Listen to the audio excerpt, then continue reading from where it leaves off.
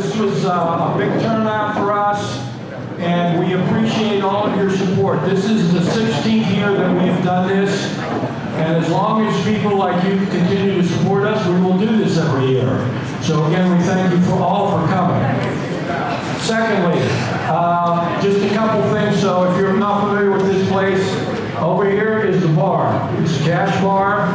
So if you want to buy alcoholic drinks or non-alcoholic drinks, they're over there. And they're serving them, and they'll be serving them all evening. Restrooms are back here. You go back to your right. There's a women's restroom and a men's restroom back there.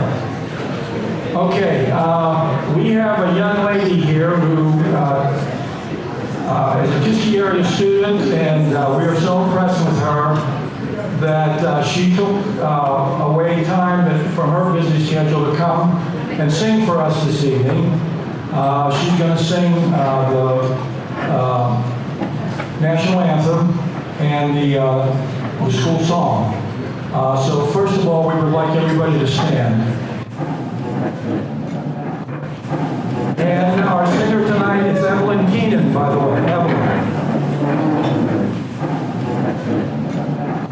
Oh, say, can you see by the dawn's early light what so proudly we hailed at the twilight's last gleaming, whose frost stripes and bright stars through the perilous fight o'er the ramparts we watched were so gallantly streaming, and the rockets' red glare, the bombs bursting in air, gave proof through the night that our flag was still there.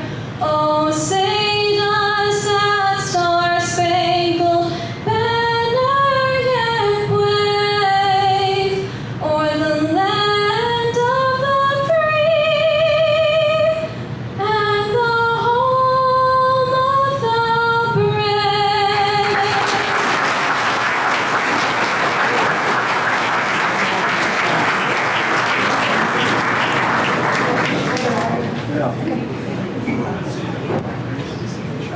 Hail to thee, O Kiski high, we pledge allegiance true.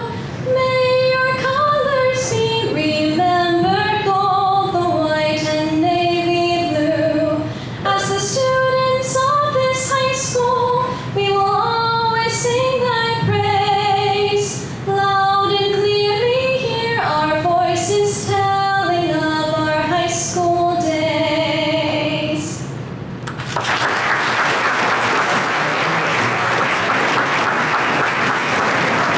Wasn't she wonderful? She was great. Thank you, Evelyn. Thank you, Mom. Thank you for coming. Okay, so please continue to stand. Please continue to stand. I'd like Father Ziddick to come up. Father Ziddick, he will do the opening prayer.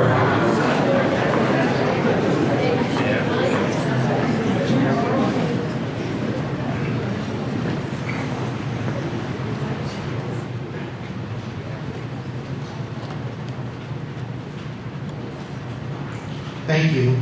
Whenever I gather on Sunday with the congregation, I always share with them a joke. So my mother said I should share one with you. So if it's not kosher, she's here and you can let her know that later. 2 high school football players are on academic probation. They're taking an exam, and if they fail, they won't be allowed to play in the upcoming game. The exam is fill in the blank. The last question reads, Old MacDonald had a blank. One of the players is stumped. He has no idea, yet he needs to answer the question in order to pass. He taps the other player on the shoulder and whispers, What's the answer? Old MacDonald had a blank. And the other player whispers back, Old MacDonald had a farm. Oh yeah, he says. Then he asks his teammate, how do you spell farm? And the other football player says, E-I-E-I-O. So you can thank my mother or you can do otherwise. As we gather this evening, our focus is not so much on anyone's academic achievements, although there is certainly a place for that. But our focus this evening is recognizing people's athletic accomplishments. As we begin this time together, let us bow our heads in prayer. Strong and faithful God, as we come together for this banquet, we recognize those who will be honored. We marvel in their talents. We applaud their achievements. And we celebrate their new status in Kiski area's history, a place in the school's Sports Hall of Fame. May our time together provide us with an opportunity to be grateful for the gifts and talents that you shower upon these honorees, as well as the varied gifts and talents that you shower upon each of us. May all of us strive to use them wisely as you intend for them to be used. And we make our prayer through Christ our Lord. Amen. Thank you. Okay, be seated. Okay, one item here real quick, folks, while you're sitting down, and we're going to start serving the meal. Tonight, besides our inductees, we are doing a couple special awards, but one in particular, we're going to honor one of our very special people from Kiski area, which is Coach Richard Diltz. And if you get a chance, we have created a special film about Coach Diltz. It's over here, and we might see it when you come in. It's on the flat screen TV, and it'll just keep rolling. It's only about 5 or 6 minutes long, but it's really very well done, very professional. And if you get a chance while you're eating your meal and you want to go over there and watch that, you can. Okay, they're going to start serving here soon. They will tell you when to go from your tables to go up to get the meal. And once everybody's done eating, then we'll start the program. Thank you.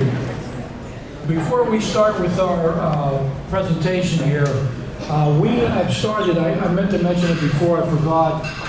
We're passing around a memorial book about Coach Diltz. If there's a statement that you would like to put in there about him or how he may have affected your life, because we'd like to give it to the Diltz family at the end of the banquet. So, and just keep it going through the tables here. Even if you don't have anything to write, that's okay. Just pass it on to somebody else. Couple shout outs before we start here. One is we were really happy this year that we got what we feel is a really good response from the wrestlers this year that we're honoring. And it was real nice to talk to the parents on the phone and the students, the wrestlers. So we thank you all for being here tonight, and we hope you enjoy the program.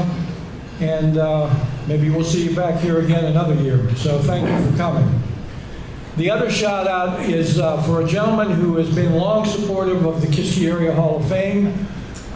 He does whatever he can to help us.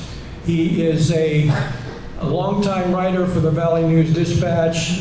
When you want to talk about LA Kiski sports, there's nobody that knows more about it than him. He also is very knowledgeable in LA Kiski history. And like I said, he's been very supportive of our program, so I'd like him to stand and be recognized. George Guido, please stand.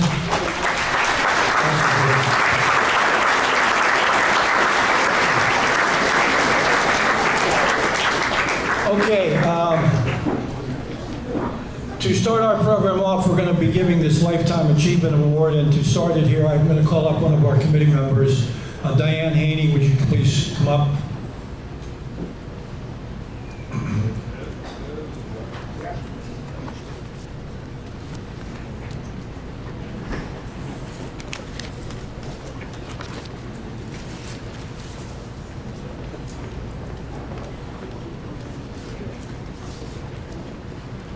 Thank you, Tony.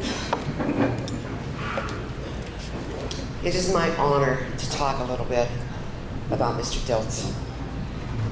Coach Diltz was the right fit as both football coach and athletic director for a new school district that was created in 1962 called the Kiski Area School District. He created things that were visionary in many, many ways. He created a physical education program in Kiski area called the Laziri program. It became a nationally known program that promoted physical fitness in Kiski area students. The Kiski area school district in the early 70s was named a demonstration school for the President's Council on Physical Fitness. Several years after the school district was created, the school board came to him and said, "We can build a football stadium on campus, or we can put a swimming pool in at the high school." He chose the pool because it would benefit more students. His one-loss record of 234 wins and 118 losses will never be equaled. But more than that, he impacted the lives of so many students, parents, and community members. He helped so many young people during his career in Kiski area. He taught people that through hard work and perseverance, you can reach your goals. After he retired, he continued to support the Kiski areas by serving on the Kiski Area Education Foundation Board and as a member of the Kiski Area Sports Hall of Fame. He was inducted into the AK Valley Sports Hall of Fame in 1991, and he was in our inaugural class for the Kiski Area Sports Hall of Fame. His impact on Kiski area will never be forgotten. Thank you.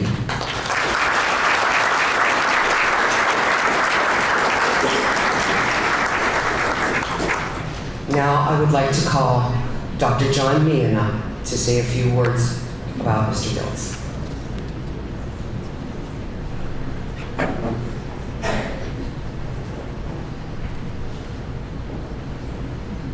Silence scares me.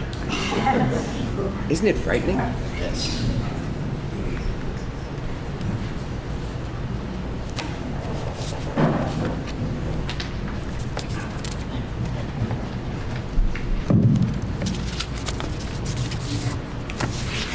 Good evening. Again, first, I want to recognize Mrs. Dilt's family. Please, I offer my deepest sympathy for the loss of your husband and your father. He was a great man. I feel very honored this evening to have been asked to speak for a few brief moments about a man, a legend, who has had a profound effect on so many of us.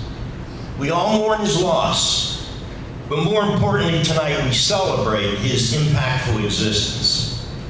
I mentioned the term legend. There are individuals whose coaching careers are so legendary that their names are and ever shall be synonymous with their programs. Even though successful coaches may follow them and in some cases exceed their accomplishments. Alabama had its Bear Bryant, Notre Dame its Knute Rockne, Green Bay Packers its Vince Lombardi, and Kiski area our Dick Dilts. Some of this is going to be a little redundant, but cover some of the things that Diane already mentioned. But Mr. Dilts was given the challenge of coaching in a brand new jointure in 1962, with students, athletes, and parents often reluctant to give up their proud, now former identities and accept this new Kiski area Cavalier identity. After 2 struggling seasons of bringing these factions together, a new band of brothers emerged in 1964, accomplishing an undefeated season and a conference championship. And so the dynasty began. As Diane had mentioned, Coach Dilts served the Kiski area school district for 30 years as head coach. He assembled winning teams, and see, I usually have a place to sit some of this stuff. No, that's quite all right. 14 conference championships. Close to 300 wins. I mean, it was incredible. 1 WPIL championship, 3 WPIL runners-up, 3 WPIL semifinal round participants, and as I said, 14 Foothills Conference champions. We were all profoundly blessed to be associated with Mr. Dilts and the outstanding coaching staff that he assembled. Frank Barea, Tony Nicholas, Bill Hawley, Paul Gatto, plus a host of junior high coaches who introduced this new spirit to future Cavs. I, however, feel that I was fortunate, having been thrice blessed. First as a player, later as an assistant coach, and finally as an administrative peer to Mr. Dilts, who was the district athletic director and the supervisor of the health and phys ed departments. As players, we all learned from them to become winners. Success was based only one part on skill, but the rest, and most important, were being mentally prepared and physically conditioned. For instance, most teams do some sprints or other conditioning drills at the end of practice. But we started each practice from day one of camp with this grueling circuit involving stations like going across an overhead ladder, running through tires, running up and down bunkers, and laps, and various other physical tortures, all while in full pads and wearing helmets. At the conclusion of this conditioning, you started a 2-hour practice in the sport of football while already physically exhausted. We questioned why, maybe cursed a little bit under our breaths. But in a few short weeks later, when the Kiski Cavaliers were moving the ball down the field or forcing our exhausted opponents to punt on 4th down late in the 4th quarter, with all the energy and intensity we had in the 1st quarter, it all became crystal clear. We were conditioned mentally and physically to play our best while fatigued. Having a winning attitude, even when the score wasn't in your favor, made you a winner if you were mentally and physically prepared. And here's a secret. Many times we became champions, even though some of our defeated opponents quite possibly had some athletes who exceeded us in skills. This training became ingrained in my character, and I believe drove me to be successful when applied to my classroom studies and later professional career pursuits. Thank you, Mr. Dilts, for this one of many lessons that I learned from you as a player. And incidentally, my senior year, we were conference champions with a record of 9 wins and 1 upset.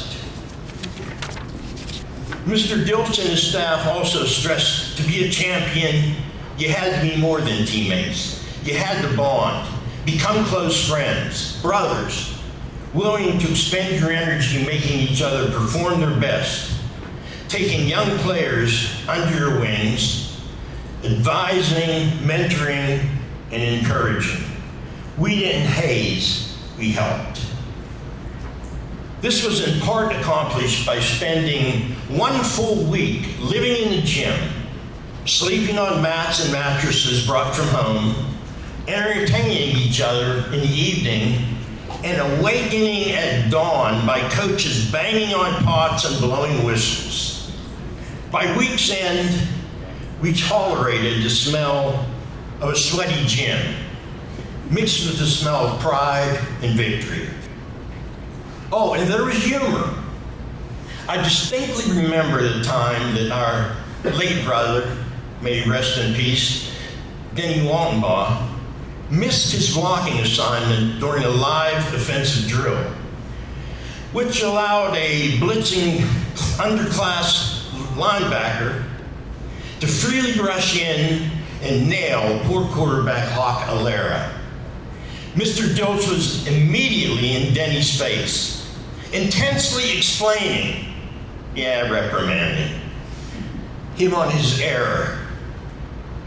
And suddenly, a large rock came flying from the crowd of team members and literally struck Coach Dilts in his forehead, knocking his hat off.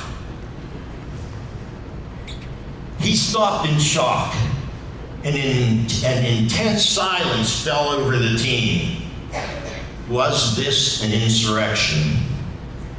Suddenly, a voice broke that awful silence. A distinct voice, well recognized and often imitated.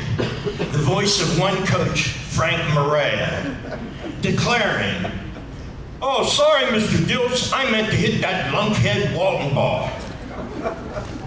Tension was released, but laughter was painfully suppressed, but released later in the locker room when it was safe to do so. A few years later, when I began my first teaching assignment, I was asked by Mr. Dilts to join his coaching staff, working with the varsity linemen during the preseason, and coaching the then Allegheny Hyde Park Junior High team once school started. Here I experienced the professional side of Coach Dilts. Intense coaching meetings occurred before and after practice each day. I was amazed at how much preparation went into each practice, how much film study and scouting of opponents went into preparing for each game, how much dedication was expected. Creating winning teams was damn hard work. The results showed, though, year after year, with this new, widely recognized premier Western Pennsylvania program. Again, the application of this experience to my teaching and personal graduate school studies was immeasurable. To my personal life, essential. Again, thank you, Coach Dilts. Interestingly, while working on my master's degree at Duquesne, I had the opportunity of getting to know several Foothills Conference assistant coaches, and even a few head coaches also working on their degrees. While having lunch together, they shared that the coaches from various teams often socialized and would inevitably have heated discussions of whose team would hold the celebrated position of second place in the Foothills Conference that season. You see, it was generally assumed that Mr. Dilts and his Kiski area Cavaliers would take that first place trophy home. In 1990, I became the assistant superintendent to Dr. Vack, overseeing the secondary education program. This meant supervising Mr. Dilts, who was the director of the health and physical education program. Even in this position, he was always Mr. Dilts or Coach Dilts to me. My respect for him made me uncomfortable with any informal or first-name relationship. Likewise, my title didn't seem appropriate to our relationship either. So, he was Mr. Dilts, I was Johnny. Although awkward, my supervision of that department was the easiest assignment that I had. He owned that department. It was structured. It was well organized. It was efficient. He had built a program respected and often emulated by districts throughout the state.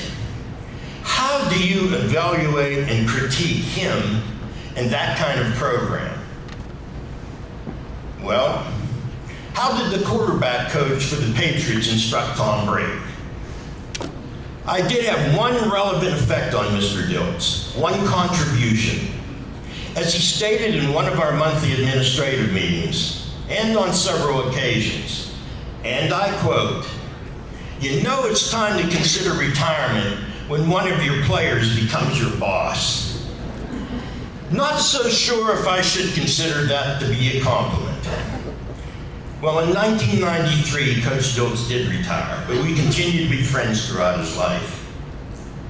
And when we wrote that successful grant to the Pittsburgh Steelers to install artificial turf at the high school, our school board unanimously agreed that this field in the beautiful stadium that it evolved into should bear his name, the Richard J. Dilts Field. Sadly, Mr. Paul Gatto is the only member of that award-winning coaching staff that's still with us. Also, even more sadly, a large number of former athletes, his boys as he called them, my team brothers, have shed this mortal coil far too early.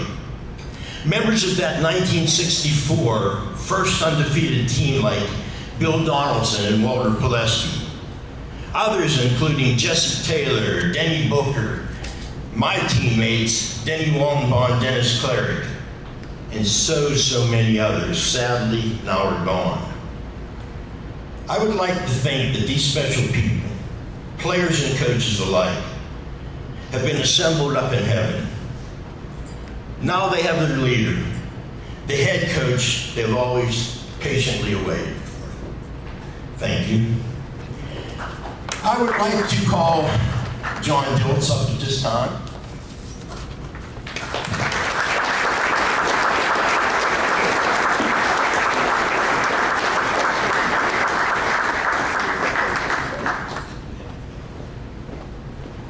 John? Sure.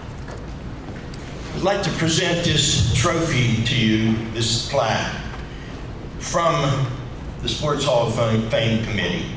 And it reads, Lifetime Achievement Award presented to the family of Richard J. Dilts. His indomitable spirit and passion as a coach and educator instilled a belief in both his players and students at Kiski Area High School that hard work and attention to detail will prove invaluable in your life's work, presented by the Kiski Area Sports Hall of Fame Committee. Congratulations.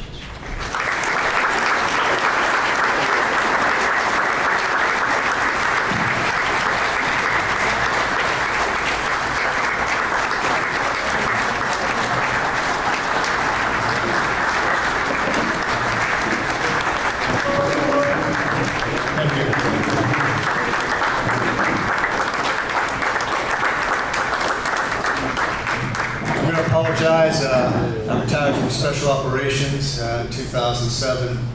I worked mostly at night and I gave briefings more than speeches.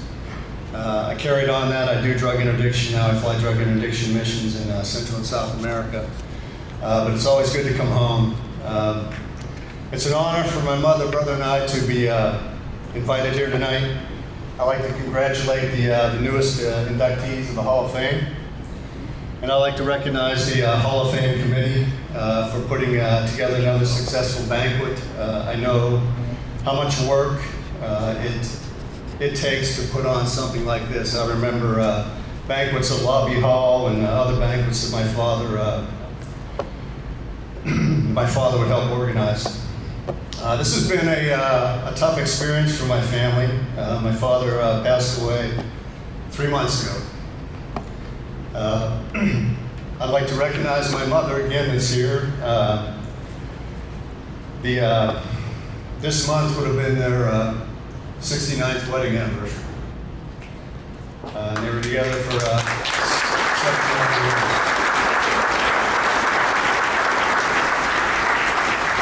I don't know if it's politically correct to say it or not nowadays, but I don't care. They have that saying that behind every good man, behind every good woman is a good spouse. And my father could not have accomplished, what he did without the support of my mother. And she did took care of a lot of things to take care of our family while my father was away. I try to keep this short, Mr. Nicholas, I promise you. As many of you know, our family is home in Cheswick, 15 miles from our house to the front gates of Kiski area.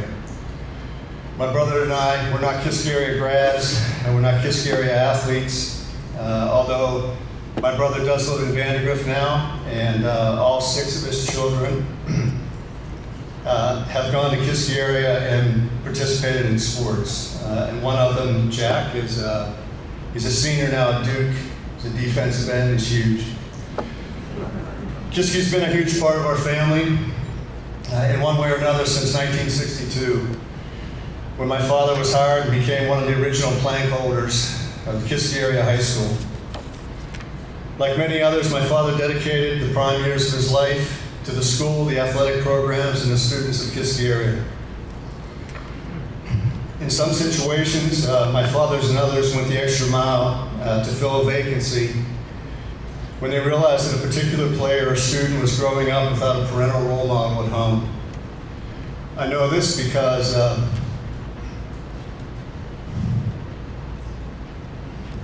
I witnessed it, and I've had other players come and talk to me, other athletes, and even other students who told me that they credit their later success in life to the support and lessons they learned from my father, the other coaches, and the other faculty members.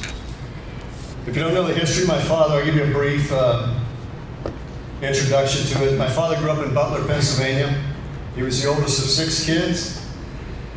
And when my father was 15 years old, he lost his father to a tragic event.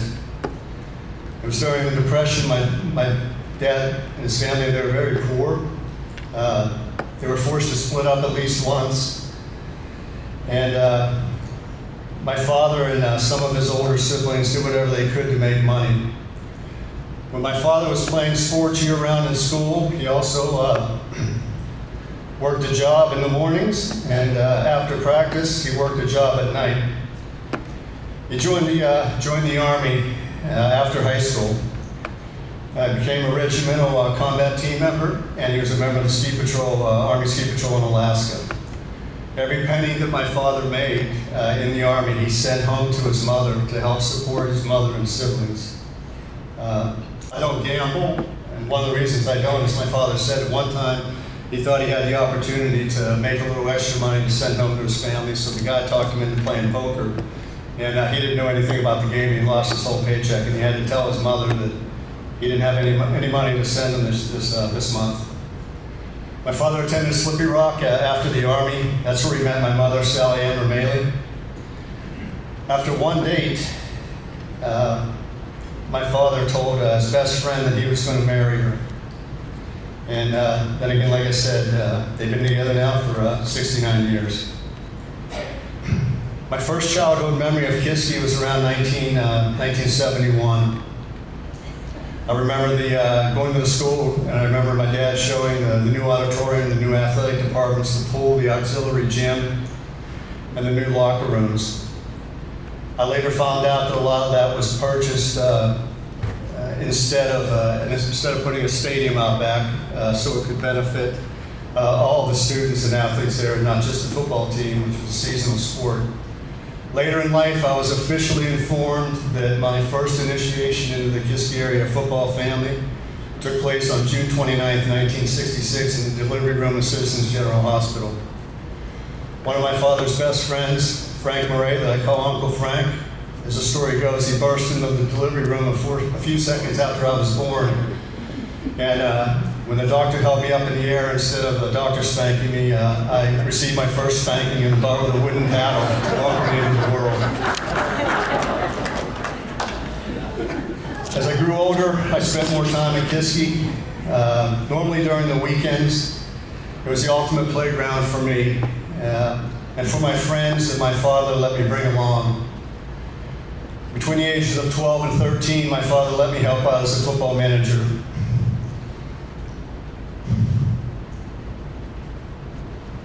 And one of the most exciting experiences of my childhood was getting to go to Bethany College for football camp.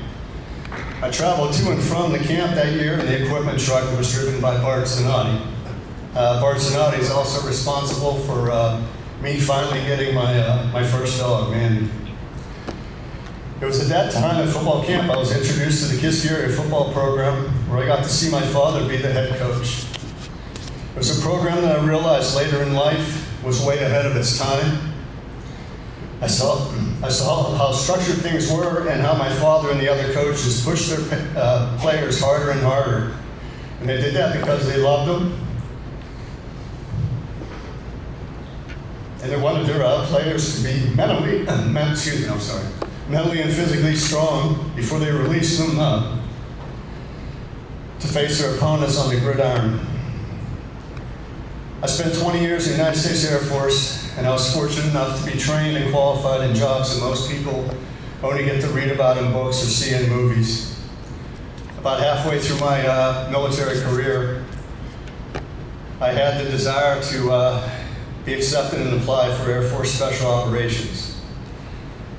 I had multiple discussions about it with my father, and a simple solution, like the solution that he had for a lot of people up, is his recommendation to succeed was to set my goals, stick to my goals, and I needed to work and be prepared to face challenges. It took me 6 more years to be given the opportunity to live out my personal dream. And I was finally accepted into the Special Operations Command, and I completed qualification training to become an aircrew member on one of the most feared and deadliest military aircraft in the world, the AC-130 gunship. Through my belief in God that my father taught me, I successfully flew and survived in 130 combat missions. Our primary mission was providing close air support missions overhead, U.S. and partner nation Special Forces operators. The level of training that these missions required were surprisingly similar to the training that the Kiski area football players experienced. And they involved maintaining the attitude of winning, maintaining the mindset that winning or losing is a team effort, that everyone is counted on to perform like they were trained to perform. It required commitment, truth, excellence, results, passion, habit, mental toughness, and discipline. I'm going to wrap this up, Mr. Nick. We kind of had a habit. I told my mom that as my father got older and as she got older, that no matter where I was in the world, find a way to get in touch with me, which she always did. Tell me what you needed, and I would make it home anytime I could. Unfortunately, a lot of my past visits before the last visit to my father involved him in the hospital, and he kind of got into a habit of I'll just hang out in the hospital until John comes home. And he called me champ all the time, and then we're going to leave.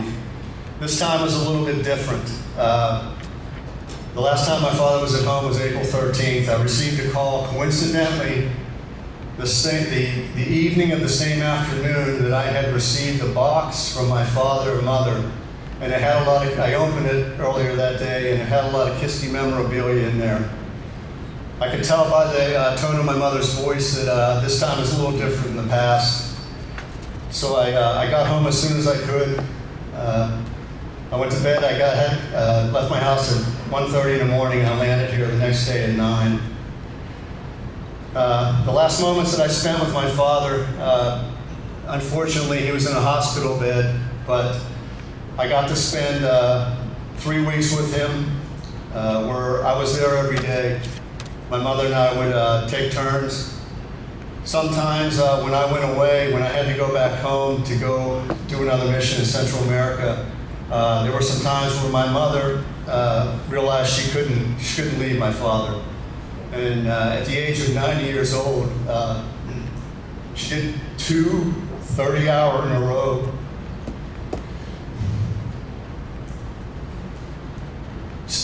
Stayed with my father for 2 times for 30 hours each in a row, because she wasn't going to leave his side. She knew he never would either. As my father's memory failed, the one way I could kind of get him to kind of come back is he may not remember who came to visit him that day, what he ate, but if I asked him anything about Kiski area sports, especially football, he could rattle it off like that. They wanted to put him in a home. He didn't want to go into a home. The only way he could stay in the hospital was to pass a rehabilitation test. And I knew he was in pain, but he would rather be in the hospital than realize that he couldn't come to the house. I remember seeing my father do everything he could to get up and walk around.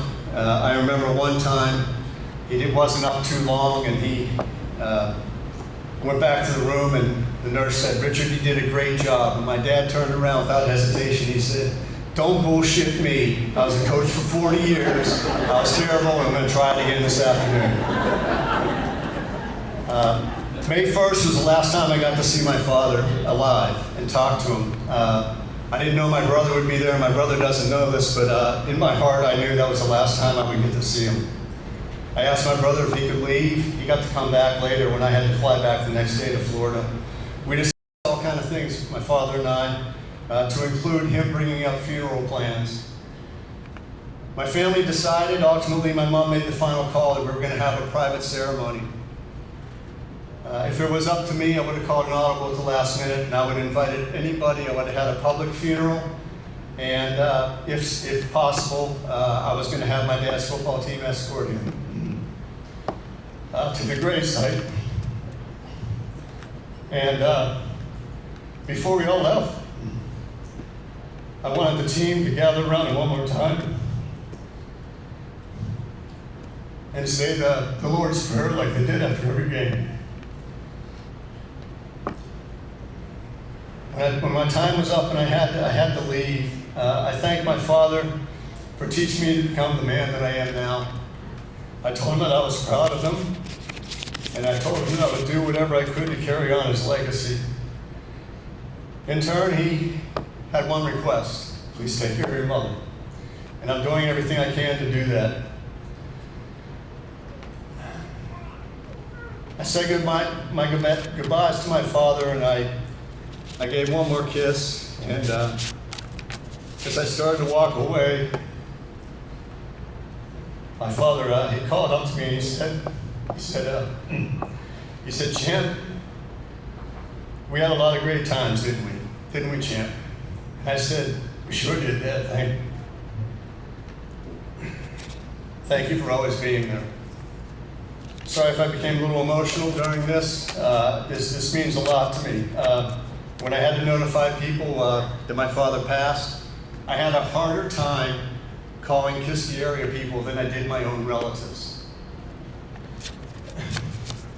That's how much Kiski meant to my father and to our family.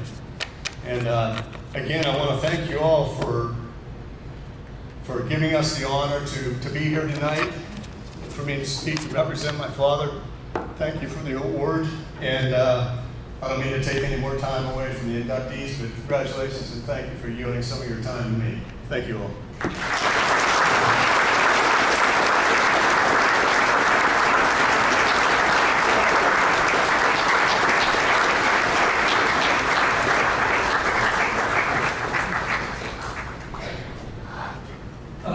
Mrs. Diltz and Jimmy, could you both stand, please, to be recognized?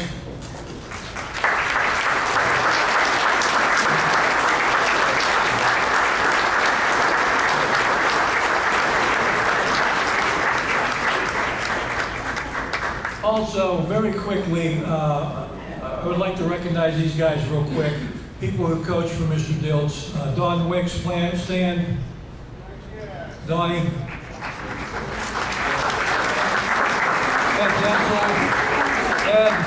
Ed Denzel, stand.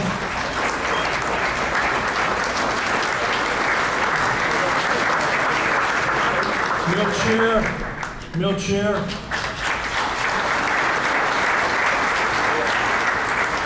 John Meehan, again, John Meehan. Also, real quick, we just want you to stand. If you played football at Kiski area under Coach Diltz, would you please stand tonight, right now?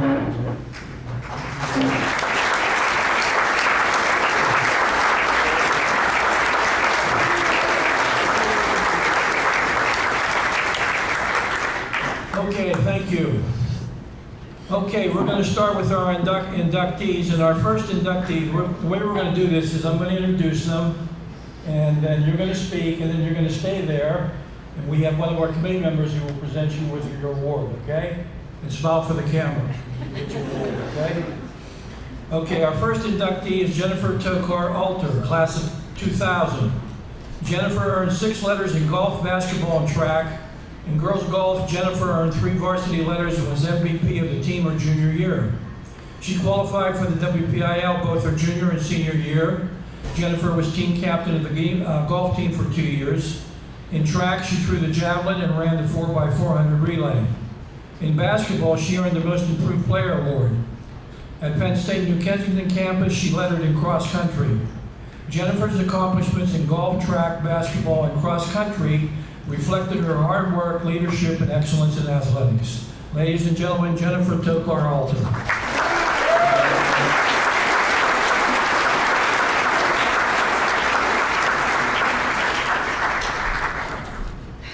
Okay, well, I was already crying before I even got up here, so thank you, everybody. This is truly, truly an honor. And I was also told that I was the first lady golfer to be inducted, and I think that is just so cool. I'd like to thank the Hall of Fame committee for choosing and voting for me. And I know Tony Greek, they call him, was headed that charge, so I appreciate that. I'd like to thank my parents for taking me to all the practices, all the games, for teaching me to have a great work ethic and to work hard in everything that I do. And thank you guys so much for supporting me. I'd like to thank all my coaches, all my teammates for their leadership, dedication, and always having my back on and off the field. I am very blessed to have an amazing and beautiful family. The family that is here with me today, my parents, my mom and dad, my oldest son, Cole, my Aunt Marge, who was like a second mother to me, my Aunt Cindy and my uncle,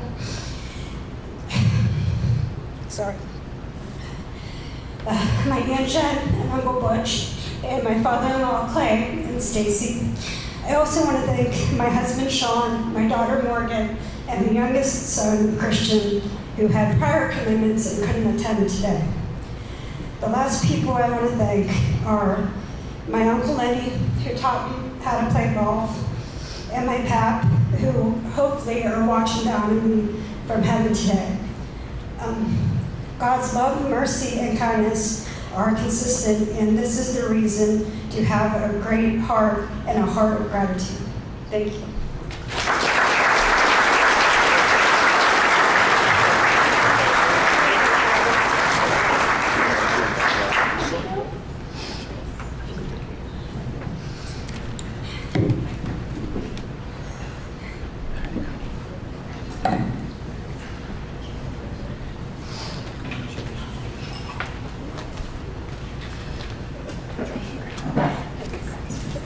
You know, as we go through this evening, I'm just amazed every year of the accomplishments of these young people.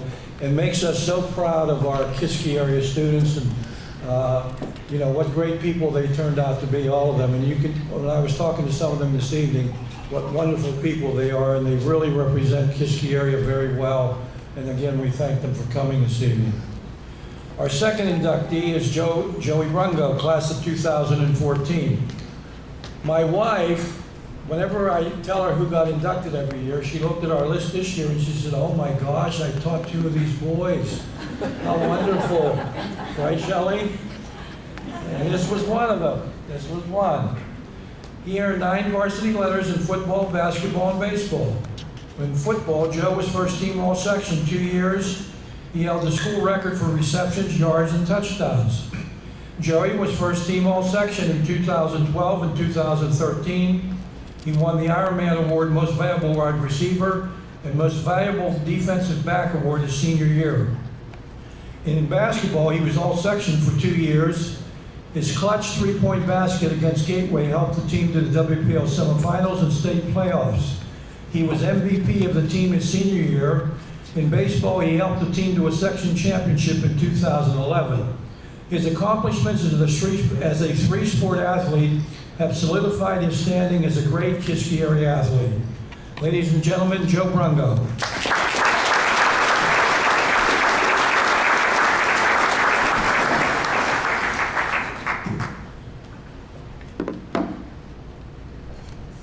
First of all, thank you to Mr. Nicholas and the Hall of Fame Committee for putting together this great event, and thank you to Mr. Despotakis for nominating me to join this honorable club. Congratulations to the rest of the inductees this evening on a very impressive accomplishment. I'm truly honored to be a member of the Kiski Area Hall of Fame class of 2024 with all of you. It is especially awesome for me to be up here with two of my closest childhood friends, since as long as I can remember, Shane and Brent. I want to thank all my coaches, teammates, friends, and teachers now over the years in Kiski area. Specifically, I want to thank Mr. Ganella for helping not only me, but so many other kids with anything that was thrown his way. Kiski area is a great school district with so much to offer. I'm so grateful for my experience and the amazing people I've crossed paths with. Thank you to my family for their unwavering support over the years. Since I started playing t-ball, I don't think my grandparents missed one game. They would travel near and far, and they're truly my biggest fans. Thank you to my older sisters for always pushing me along the way, and thank you to my parents for allowing me to create some of the best memories. You guys have always sacrificed, and you never complained. You shaped me into the man I became, and I truly can't thank you both enough. After a good game, bad game, win, loss, it didn't matter. They were going to give me constructive feedback and encourage me to keep improving. I still remember when I fell in love with the game of football. I was in first grade at Davis Field, and I was watching some of my fellow Hall of Fame members as of tonight. The McKillop brothers, Adam Gunn, Greg Hutcherson, I could keep going. Back then, I couldn't wait for my time to get under the lights and hear Mr. Rupert call my name. Going into 9th grade, I got that opportunity as myself and 3 of my closest friends got bumped up to varsity. My very first catch went for a touchdown, and from that point on, my confidence started building. The very last catch of my senior year also went for a touchdown, and that was thrown by Chad Kuhn, who's here tonight. Within those 4 years, there were a lot of great games, catches, touchdowns, and lessons learned, but most importantly, a lot of brothers were made. Every game, home or away, Shane and I would give each other a hug, be the last ones out of the locker room together. I'll never forget walking down through the student section with my brother to get ready to go to battle. After high school, I had the opportunity to play at the University of Pittsburgh. At Pitt, I met even more great people and got to experience college football at Division I level. I have a similar story with basketball. I remember going to games back in Gym B when that was the main gym. And if you asked me at the time, Joey Touchstone was like Michael Jordan. Fast forward to my senior year, and everything came full circle when he accepted the head coaching position, and that season became even more meaningful to me. That year, basketball was special. Even though we won the section championship the year before, we were projected to come in last place in the conference. The newspaper predicted us to only win 5 games. Not only did we make the playoffs, but we went on a run to the Whitfield semis and advanced to the state playoffs for the first time in years. I remember being in the locker room at halftime of the Whitfield quarterfinals game against Gateway. I think I maybe had 2 points. It was a pretty rough game. But the second half started, the shots started to fall, and we started exchanging back and forth throughout the second half. There were a few seconds left, and Coach Touchstone wanted us to get a good look. I ended up shooting a deep 3 that honestly was not great shot selection, and I'm sure it was one of the classic, no, okay, yes, because it went in. That propelled us to a win, and it ended up moving us on to the Whitfield Final Four, solidifying us in the state playoff tournament. A lot of us still talk about that team today, and that was probably one of the most exciting games I've ever been a part of.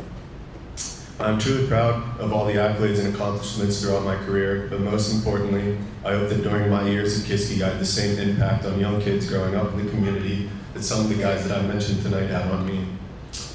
I hope I represented Kiski area the same way that those before me did, and I hope I made my family and friends proud on and off the field. Thank you again for this incredible accomplishment, and once again, congratulations to the rest of the inductees. Thank you.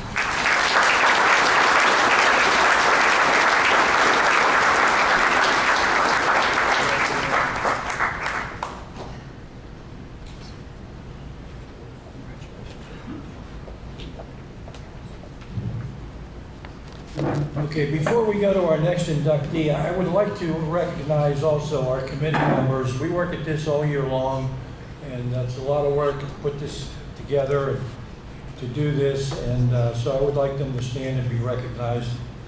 Milchier,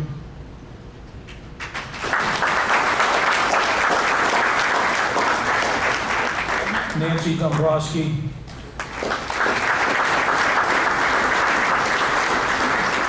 Tony Despotakis. Melissa Schaefer. Jody McCartney. I must tell you, thank God we have Melissa and Jody on this with this group, because they are techno savvy.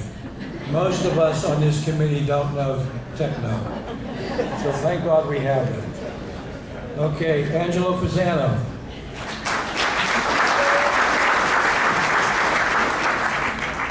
Angelo and our next inductee have something in common. They're both Notre Dame graduates. George Argros.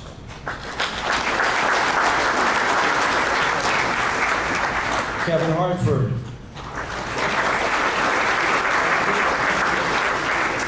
Joe Zaccanini.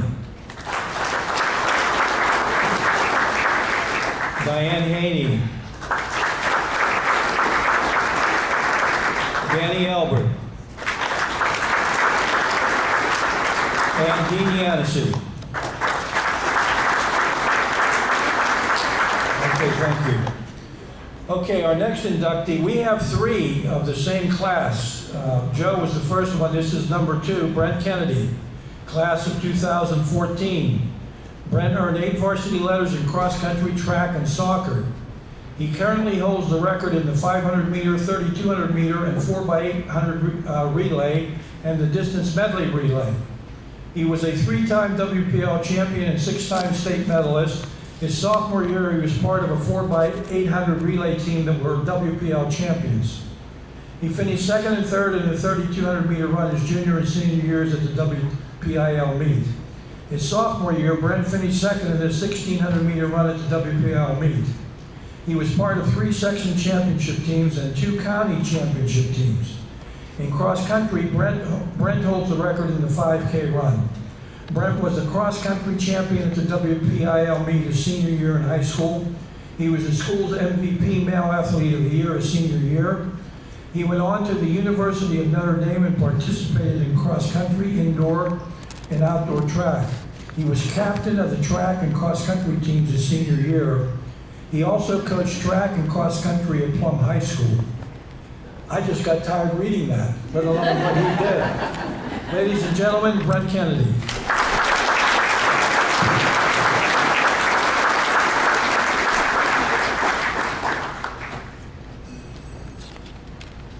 Good evening. And thank you to the Hall of Fame committee. It's good to just have everyone introduced. The 2 that I've personally interacted with, Mr. Nicholas, thank you for organizing. Mrs. Schaefer, who's on the committee, happens to be the smartest, most dedicated teacher that I had in high school, so it's good to have you here tonight too. Standing here today, being recognized alongside so many accomplished athletes is truly humbling. Having so many close family and friends here makes the night even better. These people right at this table are the ones that stuck it out with me through thick and thin, all the injuries, all the bad races. They were there to cheer me on at every single event. Looking back at my time running cross country and track at Kiski, those years were not just about running. They're about perseverance, hard work, dedication. These lessons continue to shape my life, both through coaching and in my own running adventures. My wife often tells me I need to find a new hobby, and she's probably right, but I can't give it up. Running will always be part of my life. A love for the sport gets credited or maybe blamed on many, but definitely Mr. B, Tom Berzonski, who's here in the back. He's the fearless leader of the Kiski Area Distance Project for the last couple of decades. Mr. B gets every single ounce of potential out of the athletes he coaches, and I know for sure that I was no exception. If you look back in Mr. B's Kiski Area Distance Running archives, you will see more than one Kennedy. I was lucky to be sandwiched between my 2 brothers, Ryan and Eric. They each have their own list of successes and accomplishments. I'm proud to share a WPIAL gold medal with Ryan and 2 WPIAL gold medals with my brother-in-law, Rich Lednack. Now, glancing down the list of female all-time records, you'll see another lead Mac. That one has been converted to a Kennedy, and that is my wife, Steph. So I can genuinely say the best things in my life have come from running. The friendships formed through athletics is something I think we'll all cherish more and more as time goes on. It's great to be joining Joe and Shane. Our class, like Joe said, it really was just so close-knit. We grew up in the same neighborhood, same Little League teams. Went on to accomplish some awesome things in college. And it's great to still be in touch, and now we're watching our families grow up together. The sense of belonging, family, and pride is a special aspect of the Kiski area community. I've always felt the athletic opportunities that were given to us in particular were truly unique. I couldn't have asked for a better combination of parents, brothers, teachers, coaches, friends. During my time at Kiski, it's a privilege to be recognized here tonight, and I'm grateful to everyone here to celebrate this moment together. Thank you.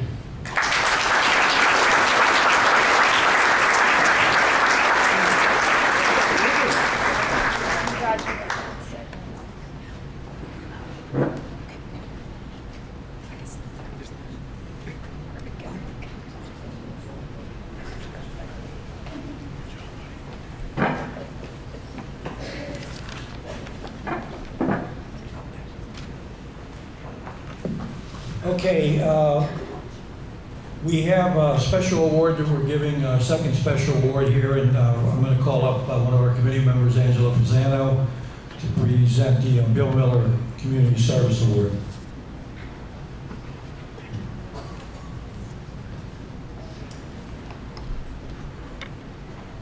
Thank you, Mr. Nicholas. Congratulations to this year's inductees in the Kiski Area Sports Hall of Fame. Welcome to the club. The club now has 150 plus members, and it's going to continue to grow. The culture of Kiski area was built with humble efforts of many wonderful individuals. Tonight we honor one of those humble individuals with the Bill Miller Community Service Award, Lefteri A. Despotakis. Lefty was an everyday man. Every day he served his faith, his community, and his family.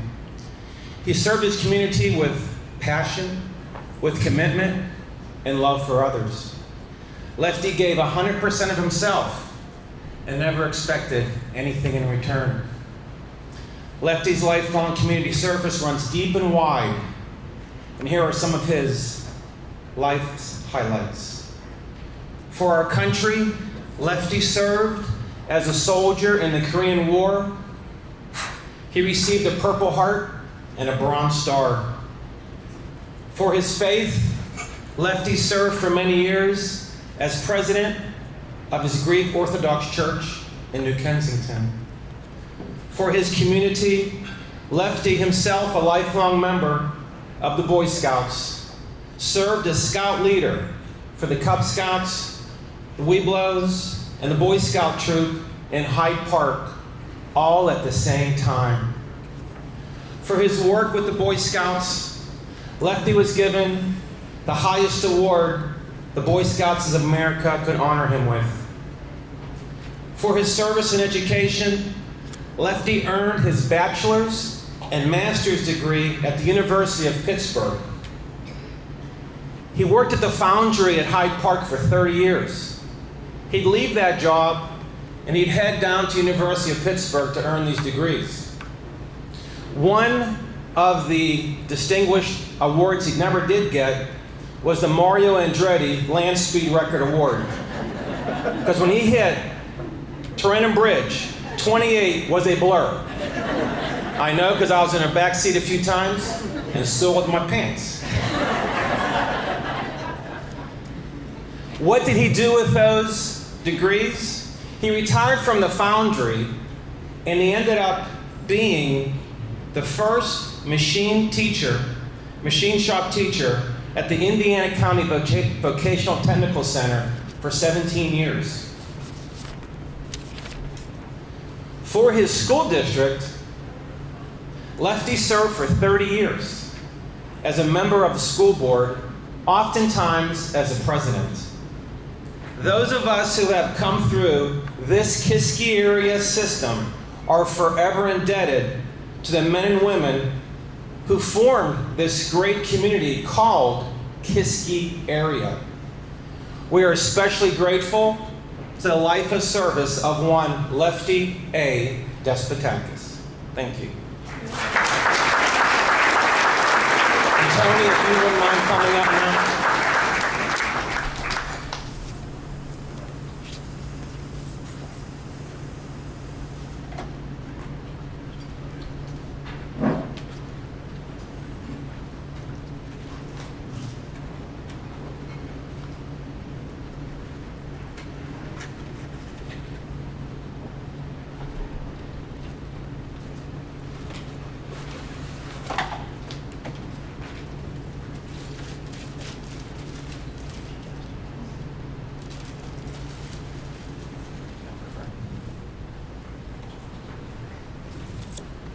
Thanks, Ange. I just want to say a few words about my dad.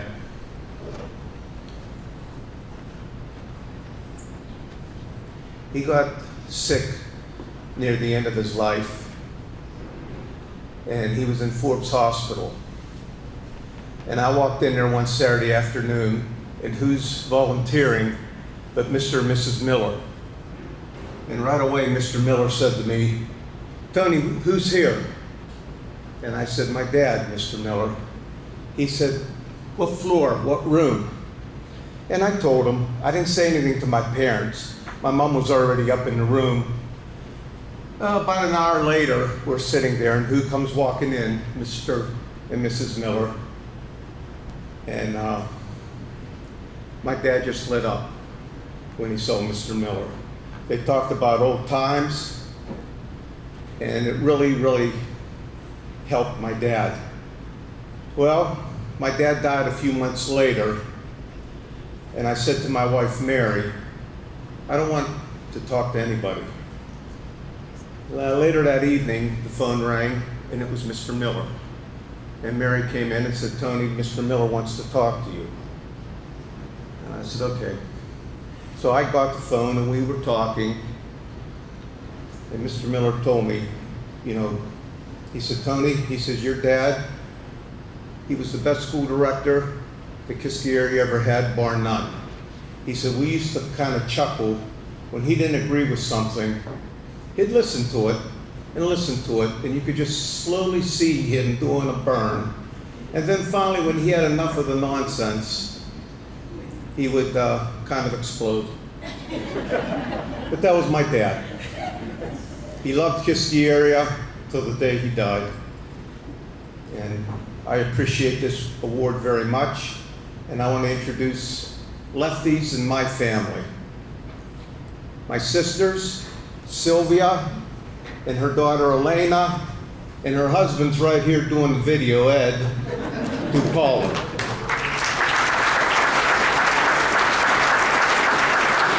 My oldest sister, Sophia, and her husband, Carl Becker.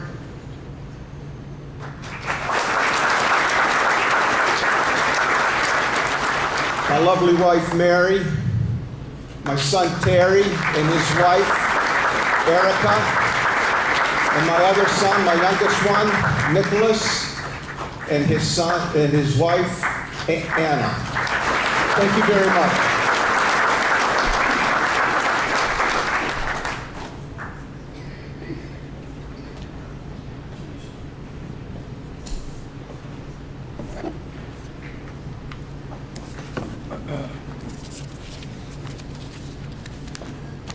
Okay, our next inductee, this is the third of the class of 2014, Shane Kuhn. Shane earned 8 varsity letters in football and wrestling. Shane was first team all-conference his junior and senior years in football. His senior year, he was second team all-state tight end. He was team MVP his senior year. In wrestling, he was a 2-time WPIL champion. 2-time. He was also WPIL runner-up 1 year. He had a career record of 146 wins and 20 losses. He had 106 career pins. He was team MVP his senior year. At the state tournament, he placed third twice. He went on to Youngstown State University and was a 4-year letterman in football. He scored 11 career touchdowns at Youngstown State. He played on the team that was NCAA FCS National Championship runner-up. He was captain of the football team in college for 2 years. Shane, throughout his athletic and college athletic career, has shown outstanding leadership. Ladies and gentlemen, Shane Coon.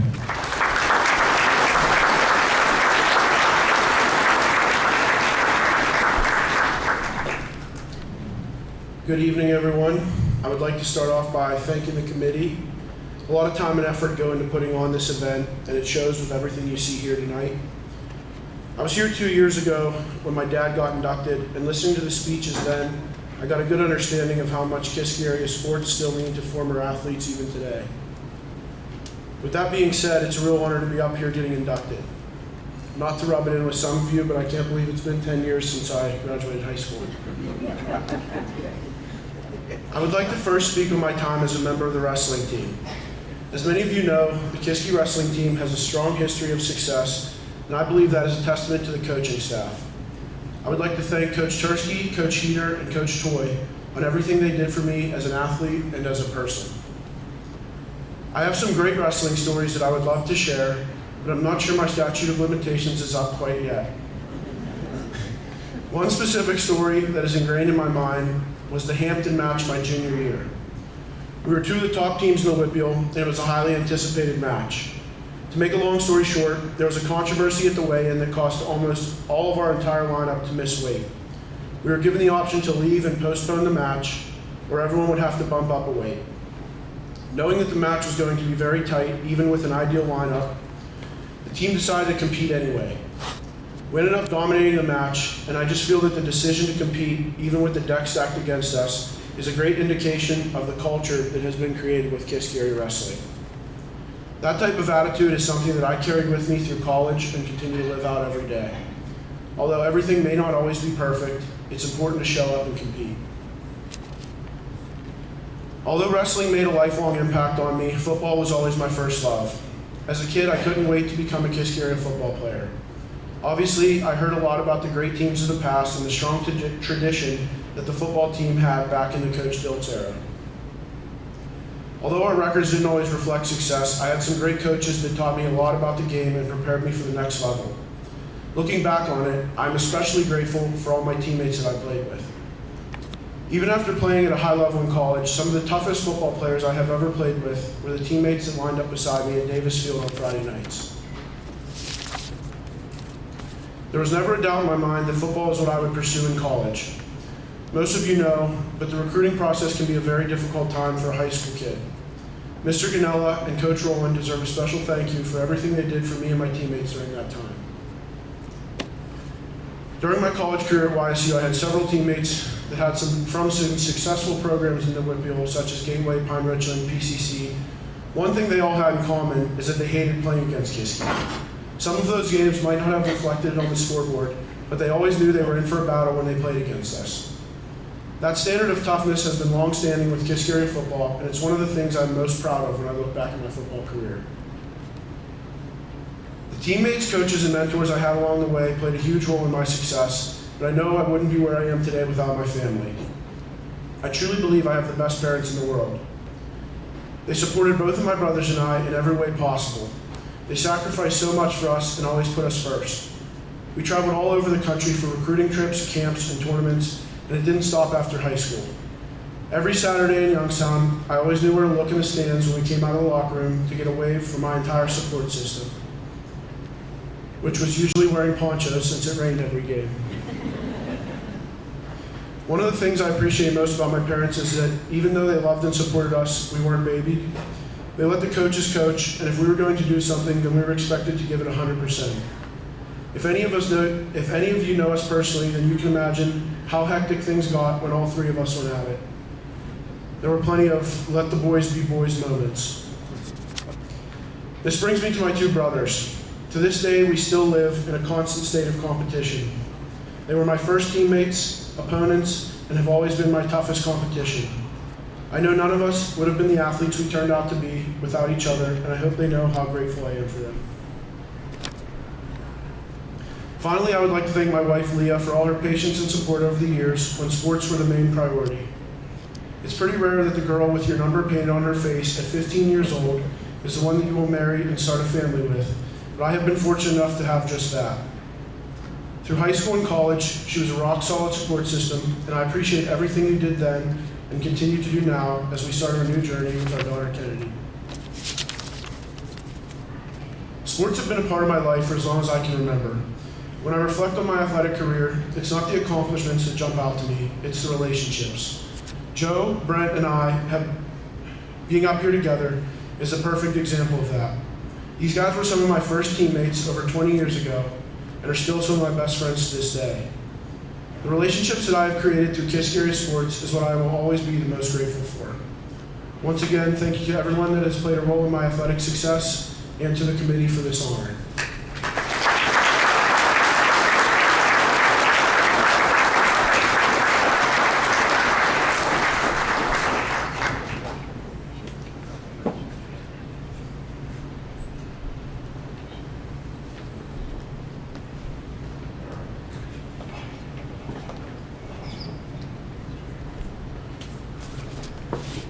Well, Shane, I just wanted to let you know that you made your mother cry.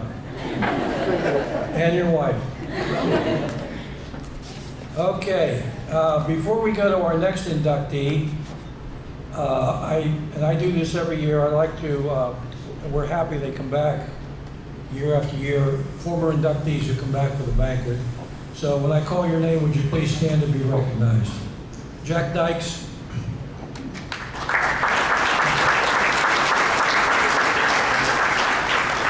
Claire Wilson.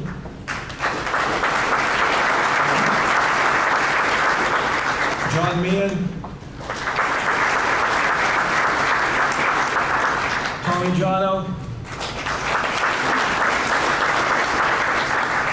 Brother Joe Jono.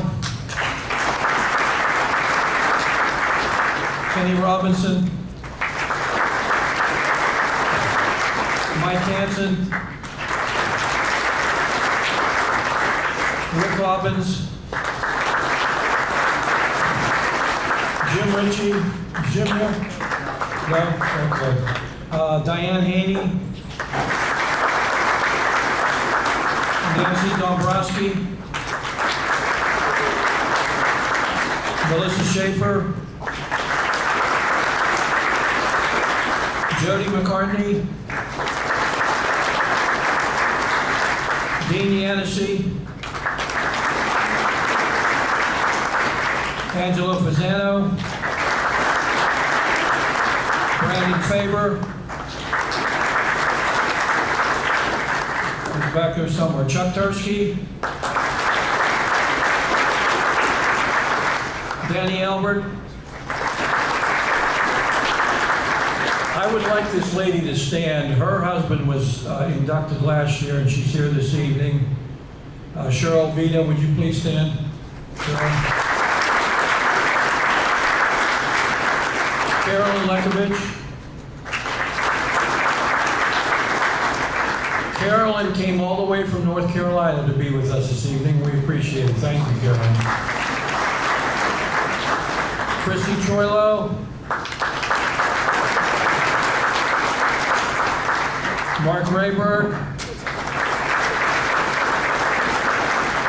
George Argros. Scotty Kuhn, Jim Malero. Did I miss anybody? Okay. Okay, let's move on to our next inductee. John Missouri, class of 1996. John earned 6 varsity letters in swimming and track and field. He earned 4 varsity letters in swimming. He was a WPL qualifier for 4 years. He was MVP of the swimming team for 2 years. He was swimmer of the year for 2 years. He was high point scorer senior year. He was also team captain for 2 years. He also earned 2 varsity letters in track and field. He went on to Edinburgh University and swam for 4 years. He was a PSAC qualifier and finalist for 4 years. John served as Kiski area junior high swimming coach for 4 years and head coach for the high school swimming team for 5 years. His talents in swimming mark only the 4th time a swimmer has been inducted into the Kiski Area Sports Hall of Fame. Ladies and gentlemen, John Missouri.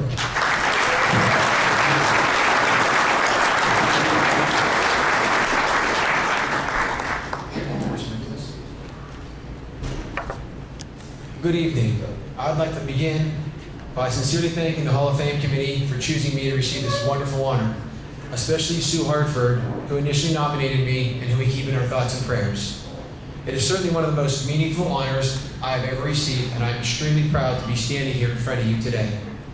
I would also like to thank everyone who made this journey possible, starting with my parents, John and Kathy, who spent countless hours taking me to and from practices, meets, camps, and everything in between, as well as my coach, Chrissy Churlo, who pushed me to be the best I could be, and sometimes further. At least it felt that way. And of course, all of my teammates, friends, and families who supported me throughout my career. A career that actually formed who I am today, and I'll get to that. When I look back at my time here at Kiski area, it is filled with great memories and friendships, a lot of which came from being on a team. Throughout high school, the friends that I made on each team became more of a family. We not only practiced and competed together, we often shared meals, hung out, and therefore pretty much spent most of our time together with each other. What I didn't realize was how much this would impact me throughout my life. These memories and friendships weren't just through high school, they became lifelong. For as long as I can remember, I loved being around the water, which is why my parents put me in swimming lessons at a young age. My potential was realized quickly, and it was suggested that I join the swim team. But I'm pretty sure they just needed somebody in the age group that evening. So that night I went to the swim meet, competed, and did pretty well. And that was the start of it all. The next thing you know, I joined the Cavalier Swim Club and started training year-round, and continued to have success. Some, or maybe all of it, had to do with my size. I was a big kid, actually nicknamed Big Kid on our team. I used my height and advantage and was able to place well in most of my meets. So imagine my surprise when my coach told me that I did not have proper technique, that I was just muscling my way through the water. As a typical preteen, I thought I knew best. I was winning, so I must be doing something right. Therefore, I did not apply my coach's advice to my training. However, it didn't take long for reality to catch up with me. As I advanced to the older age groups and my competitors started to hit their growth spurts, my success started to waver. That's when I first really learned about constructive criticism. I finally started listening to my coach and tried to change the way I swam, which was really hard because of all the bad habits I had formed. Although it was frustrating and discouraging at times, my technique eventually improved, which resulted in my times improving. I then learned other aspects that lead to success: dedication, motivation, and time management. I knew if I wanted to get better, I had to be dedicated to the sport. And as a high school athlete, that's hard at times. But as in life, you have to make hard decisions based on what is important to you. And for me, it was swimming. Additionally, with all the time that I needed to dedicate to swimming, I knew I had to use my out-of-pool time wisely in order to excel in the classroom as well, and try to sneak in a little bit of fun too. Then I had to figure out what was going to motivate me to keep striving to be my best, which ended up being a combination of things: friendly competition with teammates at practices and meets, achieving qualifying times, and setting a good example for the rest of the team. In the end, I was able to have a successful high school swimming experience, but it didn't stop there. Although high school had come to an end, the quest to be the best swimmer I could still continued, along with those same ideals as I furthered my education and swimming career at Edinburgh University. I built upon what I had discovered in high school. Not only did this help me become a better athlete, it helped me become a better student, as well as a better person. I learned that if you love to do something and you have fun doing it, it will never feel like work. All thanks to the years of dedication, motivation, and drive. After college, I was able to come home and secure a coaching position at Kiski area, and it was thrilling to be back where my love for the sport began. During that first year, watching my swimmers and correcting their technique so that they could excel, I had a revelation that I could take what I learned through my high school and collegiate swimming careers and share it with them. But swimming didn't just help me develop tools for success. As I said earlier, it helped form my life. Swimming led to various job opportunities, meeting new people, building relationships with some incredible swimmers and their families. And most surprisingly, it was through swimming that I met my wife. And now we have 3 beautiful children through whom we are passing our own swimming legacy to. I love that I can share what I learned with my own children.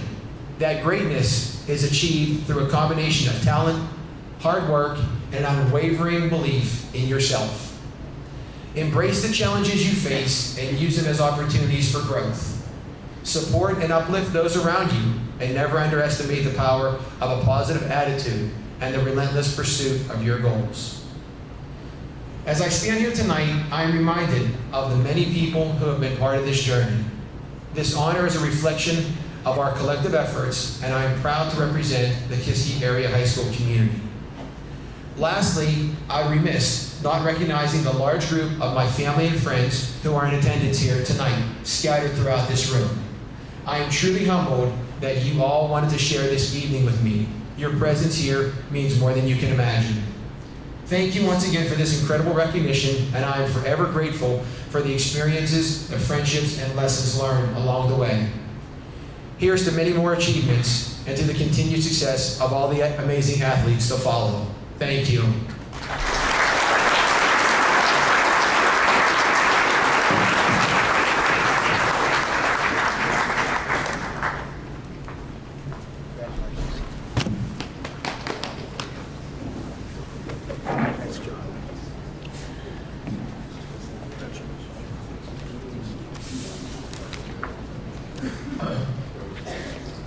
You know, before we introduce our next inductee, all of these people have spoken about their families and their children. I will relate this story real quickly, especially for young parents. This actually happened to us, my wife and I.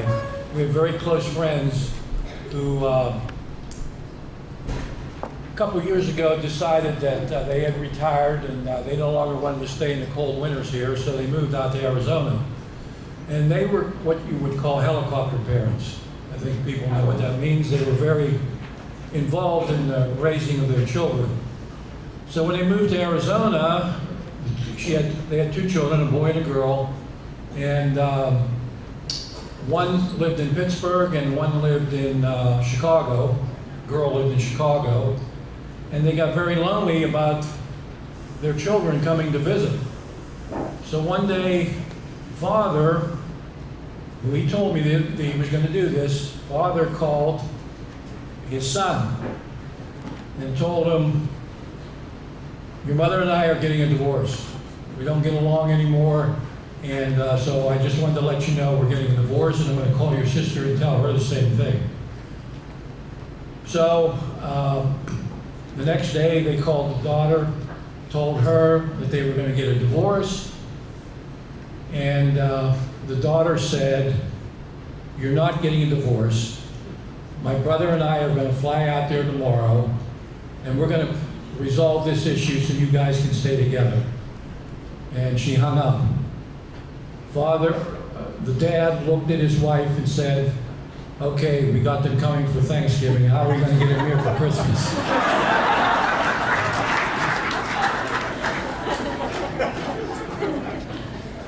My wife told me not to tell that joke. I got people to laugh. Okay, our next inductee is Jody Travaglia, class of 1987. Jody earned 8 varsity letters in volleyball, swimming, and softball. In volleyball, she helped the team make the WPL playoffs for 4 years. She was MVP of the girls softball team and her senior year, during her senior year. She was also chosen as the Female Athlete of the Year her senior year at Kiski area. She also coached junior high girls volleyball at Kiski area for 4 years. Jody also played ASA softball for 2 years with the Westmoreland Gems. Her extensive involvement in sports, both as a player and a coach, reflects her dedication and love for athletics.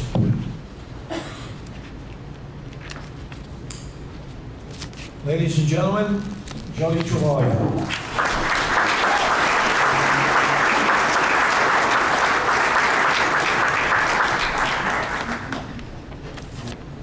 need glasses. I would like to start off by thanking the committee for this honor and recognition. It really means a lot to me, and I truly appreciate all of you that have voted for me to get me here this evening. Sports and athletics have been a big part of my life since I was very young. I just started my 34th year of teaching, and I'm a health and physical education teacher, which is the best job in the world. I get to work with students' physical development every day, and it's a very rewarding profession. When you do what you love, it's not really even considered a job. My coaching career started at Kiski area, coaching junior high volleyball right out of college. I coached volleyball and softball for 6 years while teaching at Upper St. Clair, and then coached youth sports when my children were younger, and then just became a parent and got to watch them grow through athletics themselves, both playing college rugby for the University of Kutztown. There are several things that helped me get here this evening and be up on the stage with all of these amazing people. Congratulations on your induction. The first thing is my parents. I was very fortunate to get some good genetics from two really athletic people. My dad was a great runner and my mom was an amazing gymnast. But genetics will only take you so far.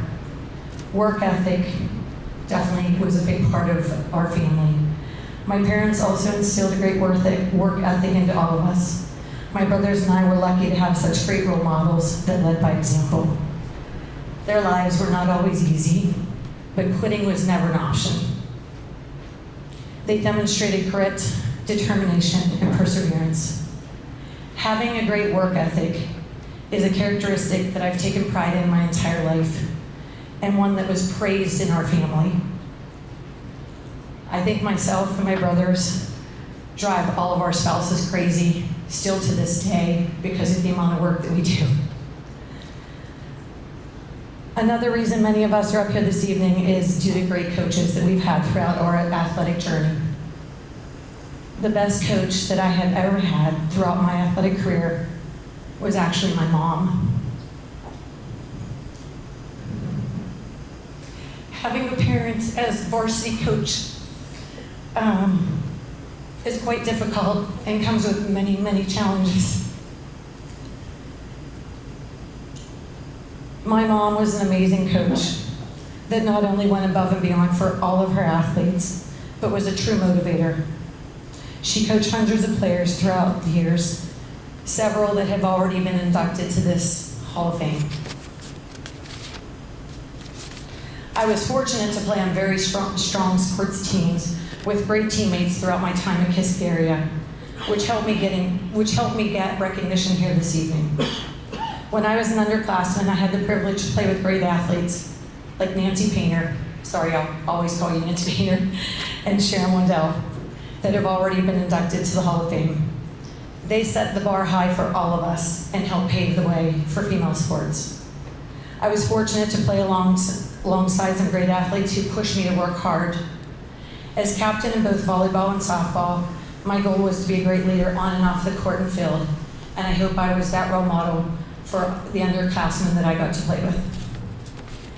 In conclusion, I found a quote that resonated with me that I'd like to share with you.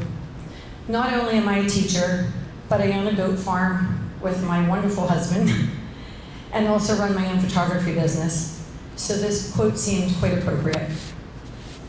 It says, "Life is like a camera.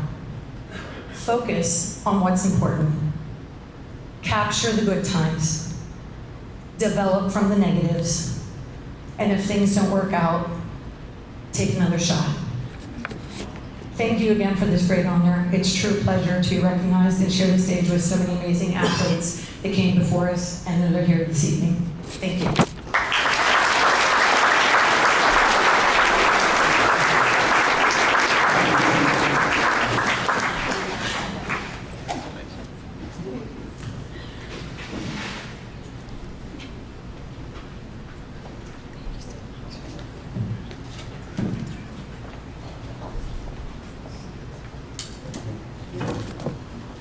Okay, we have our third special award coming up now, and to make the presentation to honor the 2017 and 2018 Kiski area wrestling teams, Jody McCartney and George R. Grubbs.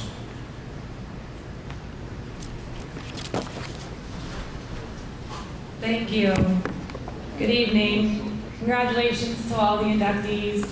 Before I start talking about the wrestling team, I just wanted to take a moment and say how neat it is to be in a building with so many people that have common threads. Mrs. Haney and I took time a couple weeks ago to take all the pictures of Coach Diltz and put them into this slideshow, and learning about the history of Kiski football is something that was new to me back that day. But something that's not new to me is the history of the Kiski area wrestling program.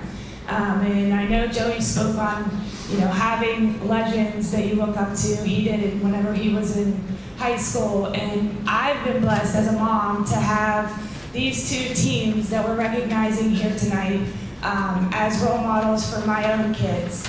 My little boys were 4 and 5 when they were winning titles, and we were dragging them around all the wrestling matches. So now they're giving back to the kids in different ways, and I just want to say this is a really special group of young men that we have here with us today.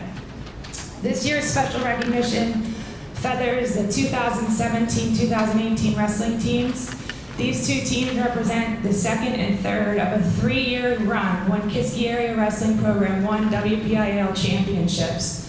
The members of these teams were part of the three-peat. By winning the 3 championships in succession, the program raised its status to a very elite level. They're ranked 3rd in the WPIAL with championships won with 5. They're also ranked 3rd for appearances in the WPIAL finals with 9. These teams made their presence known on the state level during this time. The 2016-17 team earned a 3rd place finish. The 17-18 team earned a 2nd place finish, and then they had a member, Isaac Reed, that became the 2nd individual PIAA champion, and then the 18-19 team placed 3rd in the state with Darren Miller as their champion. And I think Darren's here tonight, so you can give him a round of applause.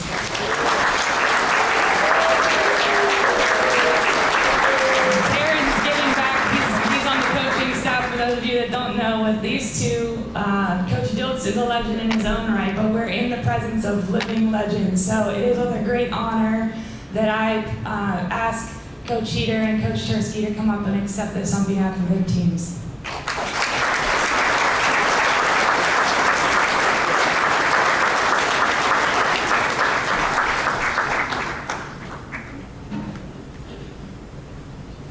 And while they're walking up here, I'll tell you one more fun fact. My youngest son, his name is Shane, and it's after this gentleman right up here, Shane King. He's why my son's name is Shane, so that's a fun fact. There you go. When he told me that, I couldn't believe it. Oh wait, one more fun fact. Yeah, Can I share one more? That he named his dog. My dog's name is Chuck.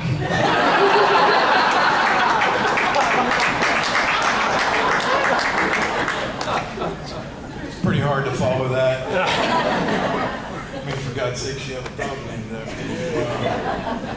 that. First of all, I would like to congratulate all of the inductees tonight. A lot of you guys we know personally, and well-deserved honor. I would like to thank the committee for recognizing our 18 and 19 WPIAL championship teams. And I'm going to read down some things about those two groups, but before I do that, we do have 7 or 8 of our wrestlers here tonight, so if you're on those two teams, would you guys come up here before I go any further? Come on.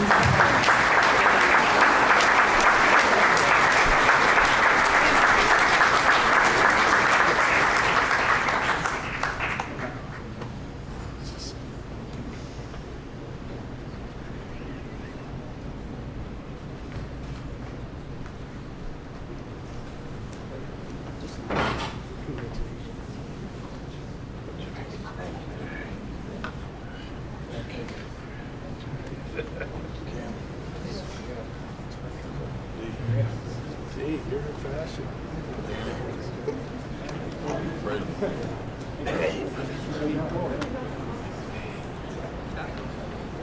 Just to introduce these guys to you, Braden Riskowski, you guys just put your hand up so they know who's who, okay?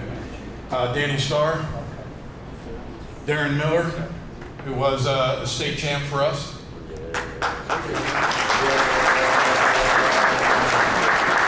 Cam Connor, Nick Delp, Jimmy Benston, and Troy, aka Munchie Coon.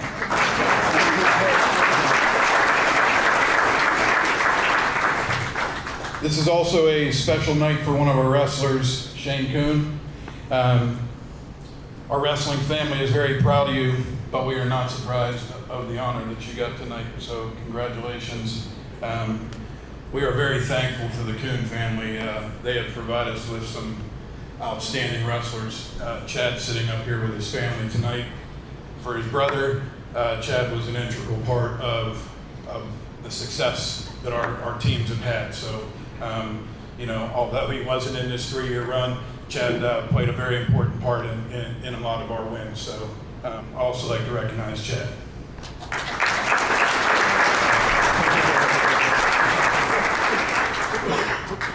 Also, as far as the committee, it every time something like this comes around and I get the phone call that we're going to have a team of ours recognized, it's a pleasure to have an opportunity to talk on the phone with Milt Shear.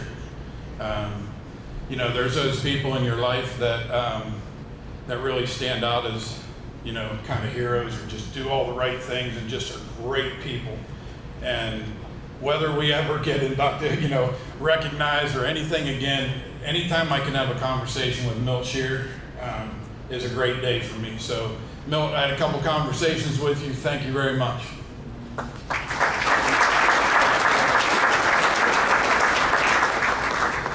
One of the things that Coach Tursky and I are so proud of to this day, we've both coached here a very long time, but are the teams that we get to coach each year, the wrestlers that we get to work with each year. The 2018 and 19 years were a very talented group of wrestlers who provided us with a lot of depth, which contributed to our success over the 2-year run with these two teams. Our sport of wrestling is unique because of the brotherhood that has developed between each of the teammates, as well as our relationship as coaches with our wrestlers. We feel very blessed to still have such a good relationship with our wrestlers from these teams. Matter of fact, 3 wrestlers from 2 of these teams are now on our coaching staffs. We have Dylan Mullen, who is our head junior high coach, was on these 2 teams. Jared Curcio, who just got hired in the district this year, is going to be coaching on our junior high staff. And Darren Miller is on our varsity staff. So we're very proud of these guys that have come back to give something back, not only to the sport of wrestling, but to our school and the program that they came from. So many of these other guys, I feel like if their jobs or things had them close, they would be coaching for us in some capacity as well. We see them in a lot of our camps and coming into practices, and some of them kind of find out how much older they feel when they come in with the young guys, but they all still contribute, and we couldn't be more blessed and excited about having these guys around. It's really a great sport to coach. Coach Tursky and I are really so thankful that this is a sport that we coach, but it's even more special to coach at Kiski area. The 2018 and 2019 wrestling seasons were my 3rd and 4th year as head coach after serving as an assistant for Coach Tursky for 23 years.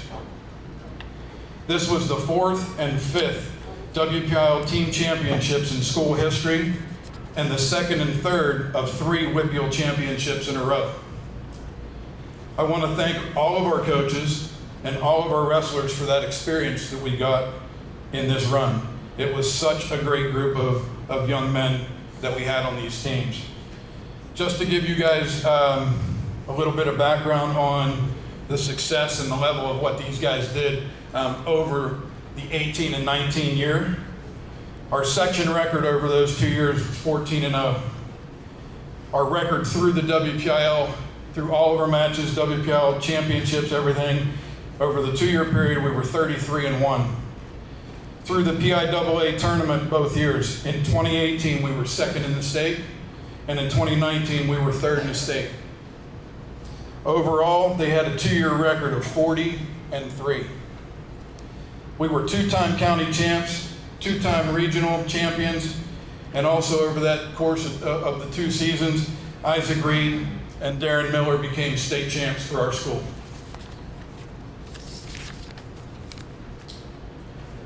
These 2 teams completed a 3-year run that places our program among the elite in AAA classification, as we are one of only 3 schools in WPIAL history to win 3 or more titles consecutively. The final statistics of our 3-peat run, we had a section record of 21-0, a WPIAL record of 53-1, and an overall record of 64-4. We are very thankful and blessed to be here tonight and be recognized by the Kiski Area Hall of Fame. But again, we just want to thank the committee and everybody for recognizing the hard work that these guys put in on the mat year in and year out.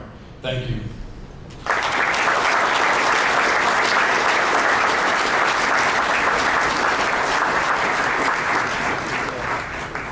Thank you, fellas. Yep, thank you.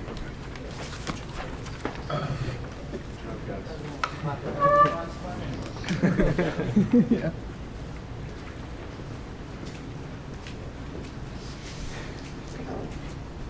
You know, I'm going to repeat what I said at the beginning of the program. It makes me so proud to be part of Kiski area. When you see not only were these good athletes, both the wrestlers and these people up here, but they were good students and they've gone on in life and become productive citizens. And that goes for the wrestlers as well. And that's a tribute to the education that they got at Kiski area and whatever further education they've gotten as well. And so we're very proud of these people. Our next inductee is Johnny Vita, class of 1987. John earned 5 varsity letters in football, track, and wrestling. John helped lead the Kiski area football team to the WPIAL championship game his senior year. During his career, he was 5th on the all-time Kiski area rushing list with 1,548 yards. He was selected first team all-conference his senior year. He was the MVP of the football team his senior year. John also led the football team in punt return yardage and punt return touchdowns. In track, he finished 3rd in the 100-yard dash at the Westmoreland County meet.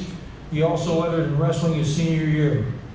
He has also coached football for many years in the Ligonier Valley School District. His experience and knowledge of the game of football has helped develop and guide young athletes. Ladies and gentlemen, John Vita.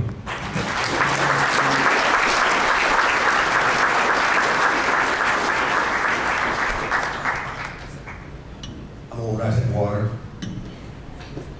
So I just say before I start, I hope my play clock didn't start, but when Coach Chersky came up here, I'm not gonna say my heart didn't drop a little bit because you mentioned that you named your dog after his first name. I spoke his first name one time, and he kind of taught me never to call him anything other than that. So Coach Chersky, for now and forever, was one time, I didn't say it.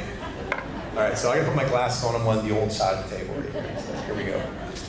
All right, so it's funny, you know, I teach and my son's there and he plays football. For me, for Ligonier, which is probably one of the greatest things I can imagine. I mean, I saw him tearing up, I'm tearing up right now when Mr. Dill's son was talking and it touches my heart. So I told him in the game yesterday we had that I was coaching for him luckily and also my other sons and coaches. And even my daughter when she dances, don't be nervous, don't be nervous. You know, I teach, I coach. I'm nervous as heck right now, so here we go. I'm sorry, guys. Anyway, so here we go. So as I was preparing for this, I was thinking about the last play of the last time that I was honored to wear the hella blue and gold on the field with my brothers, coaches, family, friends, and fans, cheering loudly, with our quarterback, Timmy, who's also in the Hall of Fame, yelling at us, hurry up, at Three River Stadium, as we ran to the line for that last fateful play. Didn't work out so well. That this speech would be the hurry up version of that induction talk. Because for those that know me, the 5 minute time that we were asked to keep was probably one of the smartest play calls the Hall of Fame committee could have made. not gonna lie to you, I stole a little bit of that from Tom Brady's speech, so I apologize. Anyway, so I apologize ahead of time for the many people who absolutely deserve to have their names heard for this integral reason why we are blessed to be standing here right now. With such a short time, there's no way I can rightfully thank all of those. But I want you all to know, at some point in time, I will thank you all personally. For those of us who are honored here today, everybody here, congratulations, because of so many that have cared and loved for so many to carry us this honor. We are here because everything that you've done, everybody out here, everybody out here, everything you've done to guide us, teach us, sometimes scold us. There's a lot of scolding under Mr. Dilson, Mr. Murray, Mr. Nick. Just lost my place. Teach us, sometimes scold us, but always love us to make us believe in ourselves, even in those times that we didn't or couldn't. Because without you all, for so many I see out here right now, we otherwise would never be here as we are today. With your permission, I'd like to bring up an assistant. Hey, can you come up for a second? Bring a piece of cake? There we go. I apologize. So with your permission, I'd like to bring up an assistant to help me illuminate this very part where I can, my daughter Raven, right here. Everybody's had that one amazing piece of cake. I think tonight we've all had that one amazing piece of cake. This may be the best cake. You may say to yourself, this may be the best cake I ever had, right, anyone? Best cake I ever had. This cake's amazing, but in truth, it's just a piece of cake. It's just the end product of a lot of steps. Something that made this cake amazing, we just never say, that chicken laid an amazing egg for this cake. It should get a medal. Or, keep my hand right here. The egg should have been sent to Disney. The flour that was processed that went to this cake is going to be a champion. And wow, the baker's a star. No, we just look down the cake and say, wow, that's the best cake we've ever had. Is it good? All right, good. All right. So many things have to happen to bring that cake to this elite status. And so many opportunities could have been happened to bring the status down along the way, as it wasn't for so much love and support and love. It's all of you here in this room right now, like the cake, through the unimaginable amount of support and love. It's all of you here in this room and here in our hearts and memories that made us who we are today. Parents who gave everything to us, tirelessly giving their blood, sweat, and tears. Our brothers, sisters, and cousins. I know, Shane, your brothers like this too, right? They basically gave you no mercy when you were on the field or anywhere else right there, but they still gave you that love. Our coaches in the Pee Wee level, all the way through high school and college, for giving so much time for our lives and our own family to help make our cake the best it could be. So when you see us up here and take that time of your day to honor us, we should all honor you and give you all so we can be up here in front of you all proudly. There you go. Your mother's probably really mad at me right now. Thank you. Thank you for indulging me. Now my wife is probably biting her lip right now, right back there, saying, I told you not to make this all about everybody else. That's why I've been trying not to make eye contact with her as much as I can. But that's one of the many reasons I married her, because I know she's always right, and I put always in capital letters right here. She's always right there, making sure that I enjoy my moment, and so hopefully add to the cake of others. And in closing this time, if I can take a breath just a moment to look out on all you all, to honor my wife's wishes and take a moment for me to be proud. I wish to use that moment to look out on you all who brought me to this moment, that myself, my family, will never forget. Thank you. That's a big man over there.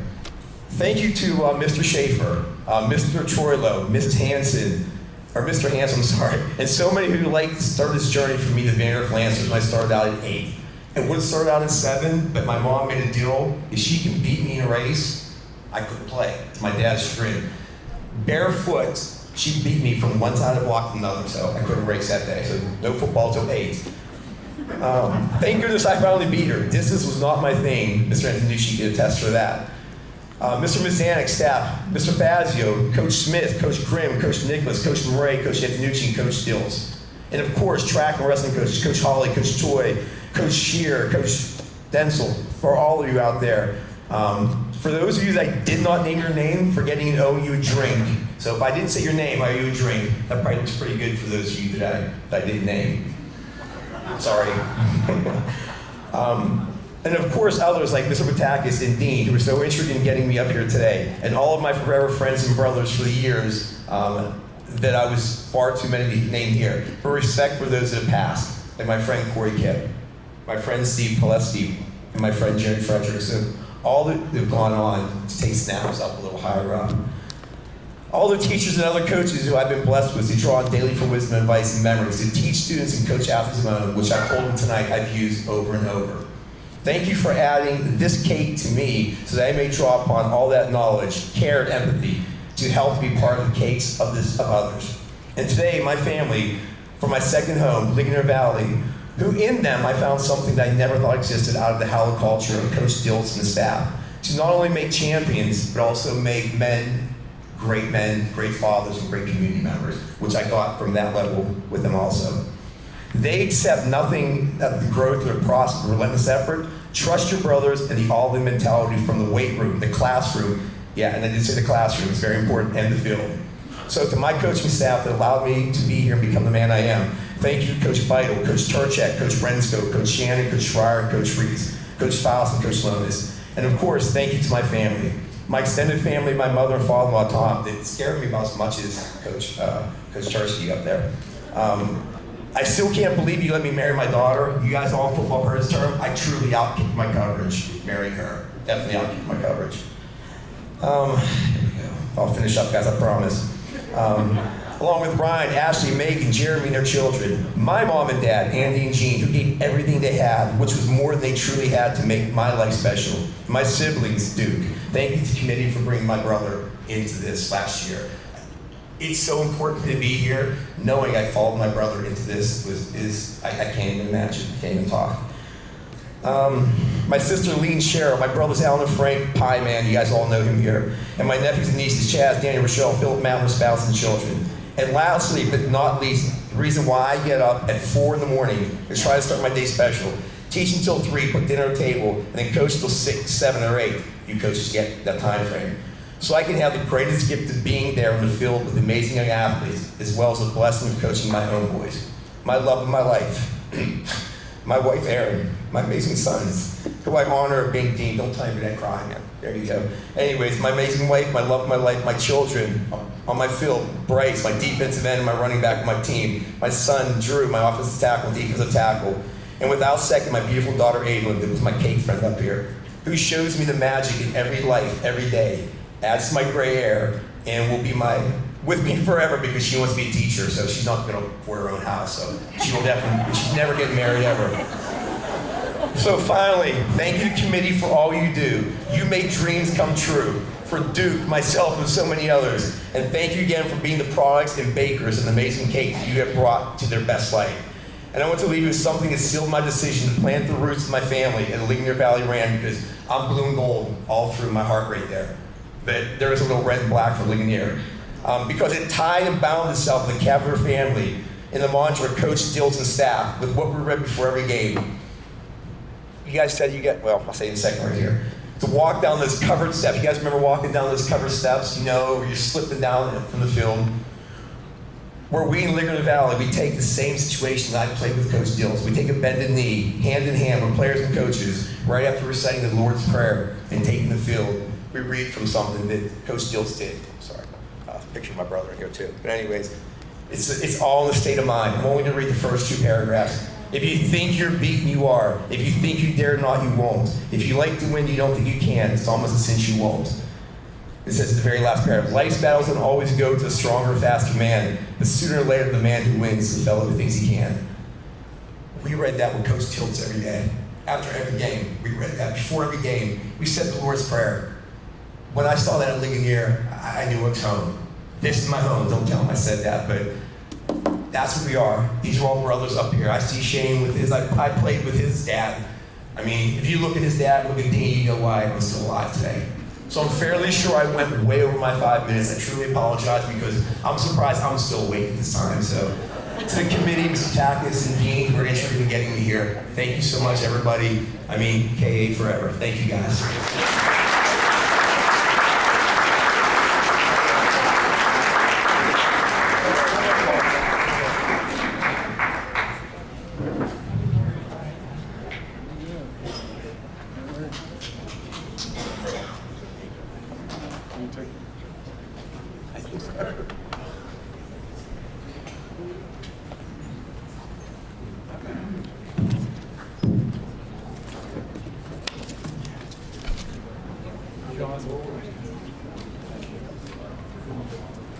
Okay, Ava. Ava. Is it Ava, John? John. Yes, sir. Is your daughter's name Ava? Oh, Evelyn. Evelyn, yeah. Evelyn. You make sure, since you participated and helped your dad with his speech, you make sure he gives you at least $5 for helping. Coach Chersky may have something for you back there. Okay, before we go to our last inductee here, I'd like to recognize a couple people here. Recently, Kiski area hired a new school superintendent, and I must tell you, I think it was the best choice they've made in many years. And this guy, even though he didn't grow up in Kiski area, he is a Kiski area guy, and he will, I'm sure, accomplish great things. So, Dr. Laura Jason Moore, would you please stand and be recognized?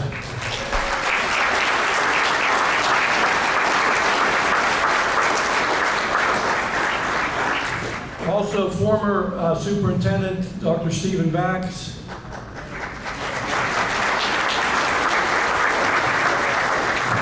And I know I've had him stand a couple times, but he's a former superintendent as well, Dr. John Meehan.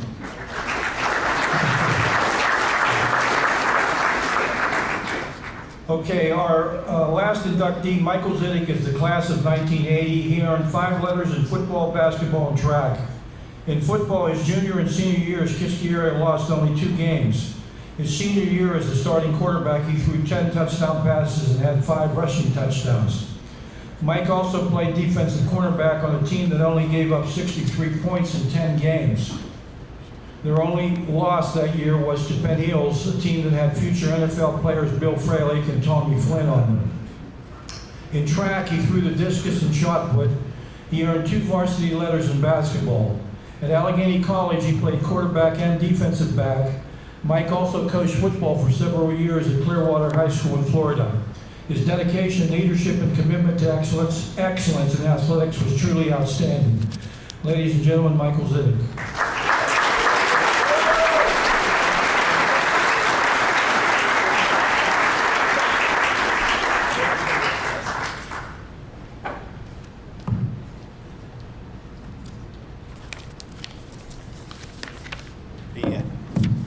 The speech has several pages, but I do have the big print for the old guys.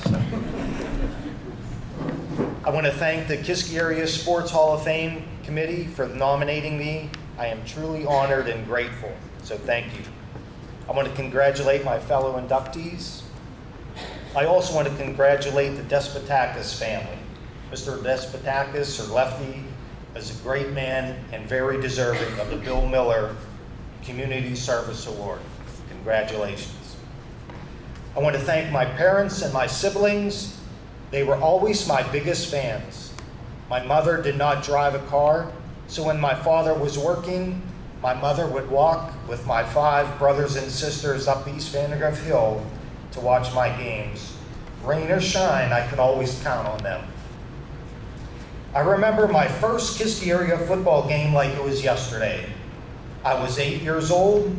My dad and I parked in the St. Gertrude's parking lot, and we walked down East Adams. The streets were lined with fans waiting for the band to march into Davis Field. That night was magical. I was hooked. I couldn't wait to put on that gold helmet. I didn't miss a game from then on. I went to the WPIAL championship game in Three Rivers in 1970. I watched Kiski beat Thomas Jefferson at Pitt Stadium in 1971. I watched Kiski's 47 straight Foothills Conference wins in the 70s. I couldn't wait to be a Kiski Cavalier, and I couldn't wait to play for Coach Diltz. Coach Diltz was a great man. He was also a great teacher. He taught us to believe in ourselves and to believe in our teammates. I want to tell you a quick story about the 1979 team and Coach Diltz. Pre-season, we were picked to come in last place in the Foothills Conference. Statistically, it made sense. We were only returning 3 starters, Bill Lucas, Jeff Fogle, and myself. The year before, the team had 19 senior starters. The punter and kicker was a senior as well. Not only were we inexperienced, but we were small. We only had one starter who was over 200 pounds. But they underestimated the heart of the 79 team. We went to Slippery Rock University for training camp with a chip on our shoulder. We had something to prove. There were 7 other teams at camp. At the end of each practice, we would scrimmage another team for a few plays. We destroyed every team we played. The 79 team loved to hit people. In the middle of the week, we had a non-contact pass scrimmage against Fox Chapel. We closed camp that week with a full scrimmage against Fox Chapel. We started out on offense. Our first play was a dive to the fullback, who ran 80 yards for a touchdown. A few plays later, I called slot right, 25 tackle trap. Dave McCutcheon ran for another touchdown. On the 10th play, I called slot right, 25 tackle trap pass. I passed to Jeff Hershka for another touchdown. We scored 3 touchdowns in 10 plays. When we got in our defensive huddle and transitioned to defense, the Fox Chapel coach said, "Hey Dick, I didn't think that you were passing today." Again, earlier in the week, we had a pass scrimmage against Fox Chapel. Coach Diltz said to the coach, "Yep, no problem." Coach Diltz then walked into our defensive huddle, looked at us and said, "Did you hear that, boys? They're not passing." Then he asked us, "Are you going to let them disrespect me like that?" We were already ready to run through a wall for Coach Diltz, but that turned it up a notch. I was a defensive back, and I made 0 tackles that day because they never crossed our line of scrimmage in 10 plays. They quit after 10 plays. The 1979 defense pitched 4 shutouts. The 1979 defense only gave up 54 points. I know you said 63, but I'll correct you. They had a couple, they ran opening kickoffs back against us. Here I am fact-checking Mr. Nicholas. Some of those 54 points were scored against our second team. The 79 defense ranks 4th in Kiski's history in fewest points allowed. The 79 team only lost 1 game to a team that had 3 times the enrollment that Kiski had. They were the eventual WPL champs, and as Mr. Nick said, they had a few future NFL players. Bill Fralick was drafted number 2 overall in the NFL, and Tom Flynn, who was their quarterback and defensive back, was drafted by the Green Bay Packers and was named NFC Defensive Rookie of the Year. They were loaded, but so were we. We only gave up 7 defensive points to them. The 79 team finished 5th in Kiski's history in winning percentage and wins. The 79 team finished the season ranked 6th in Pennsylvania's highest classification, AAA, not last in the conference as predicted, because we believed in ourselves and we believed in our teammates. Thank you.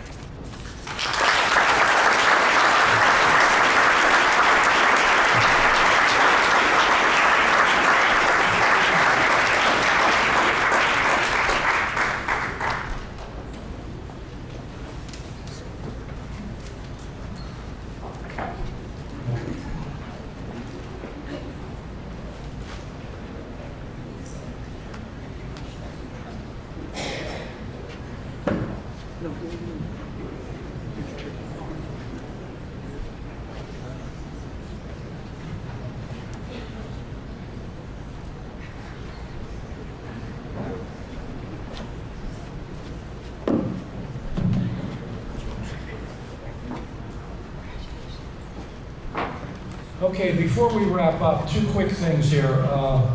I do want to recognize one other person here. He's another person who worked the Kiski area for many years, was not a Kiski area person, but boy, did he become a Kiski area guy, and he did a great job for many years as the assistant principal at the high school, and I want to recognize Tony Ganella. Please stand and be recognized.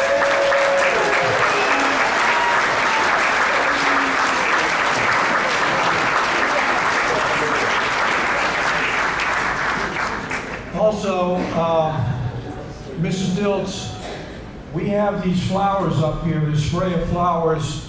We would like you to take them if you want them. Take them home with you tonight, okay? Good. Okay, to finish up, first of all, how about a nice round of applause for these people?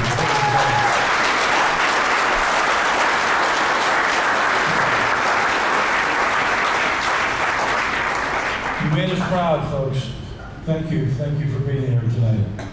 Okay, to finish up, we're going to do the closing prayer. I'm going to ask Father Ziddick to come up again and do the closing prayer. So would everybody please stand again?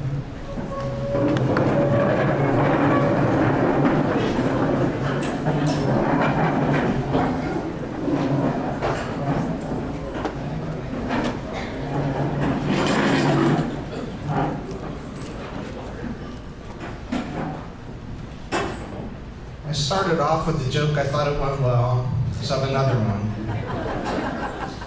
On the last day of school, the kindergarten teacher is sitting at her desk, and her students come up one by one to present her with a gift. The first child makes her way to the front of the classroom and presents the teacher with a gift. The child's family owns the flower shop. The teacher holds the box above her head and she shakes it. And she says, "I know what this is, flowers." And the child says, "How do you know?" She says, "Teachers just know." Next, a little boy comes up and presents the teacher with the gift. His family owns the candy store. He hands the teacher a box, and she holds the box over her head and shakes it. "I know what this is," she says, "chocolates." "How do you know?" the child asks. She says, "Teachers just know." And one by one, all of the children come forth and give the teacher a gift. Finally, the last child comes up, and his family owns the liquor store. He presents the teacher with a box. She holds it over her head and is about to shake it, but it's leaking. She touches the leakage, and she begins to sniff it, and she says to the child, "Is it wine?" "No," the child says. So she takes another sniff, and she says to the child, "Is it beer?" "No," the child says. So she takes one final sniff, and she says, "Is it liquor?" "No," the child says. So she says, "I give up. What is it?" And the child says, "It's a puppy."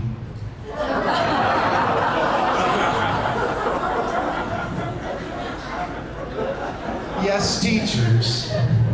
From kindergarten to high school and beyond, we recognize our teachers and others who have helped us, who have formed us and shaped us. As today's evening comes to a close, of course we're grateful to them. And as this evening comes to a close, let us bow our heads in prayer. Good and gracious God, we have honored those who have been inducted in the Kiski Area Sports Hall of Fame. We recognize them, as well as all who have mentored, supported, and encouraged them, including their parents, their families, their teachers, their coaches, their trainers, their fans, their friends. Our gifts and talents come from you, yet oftentimes others help us to see them and to develop them. May each of us always seek to find the good in others and the potential in others, and encourage others to share these gifts, and thus to make our homes a better place, our schools a better place, our neighborhoods a better place, our country a better place, and our world a better place. And we ask this in all things through Christ our Lord. Amen. Thank you. We thank everybody for coming and drive home safely. Thank you.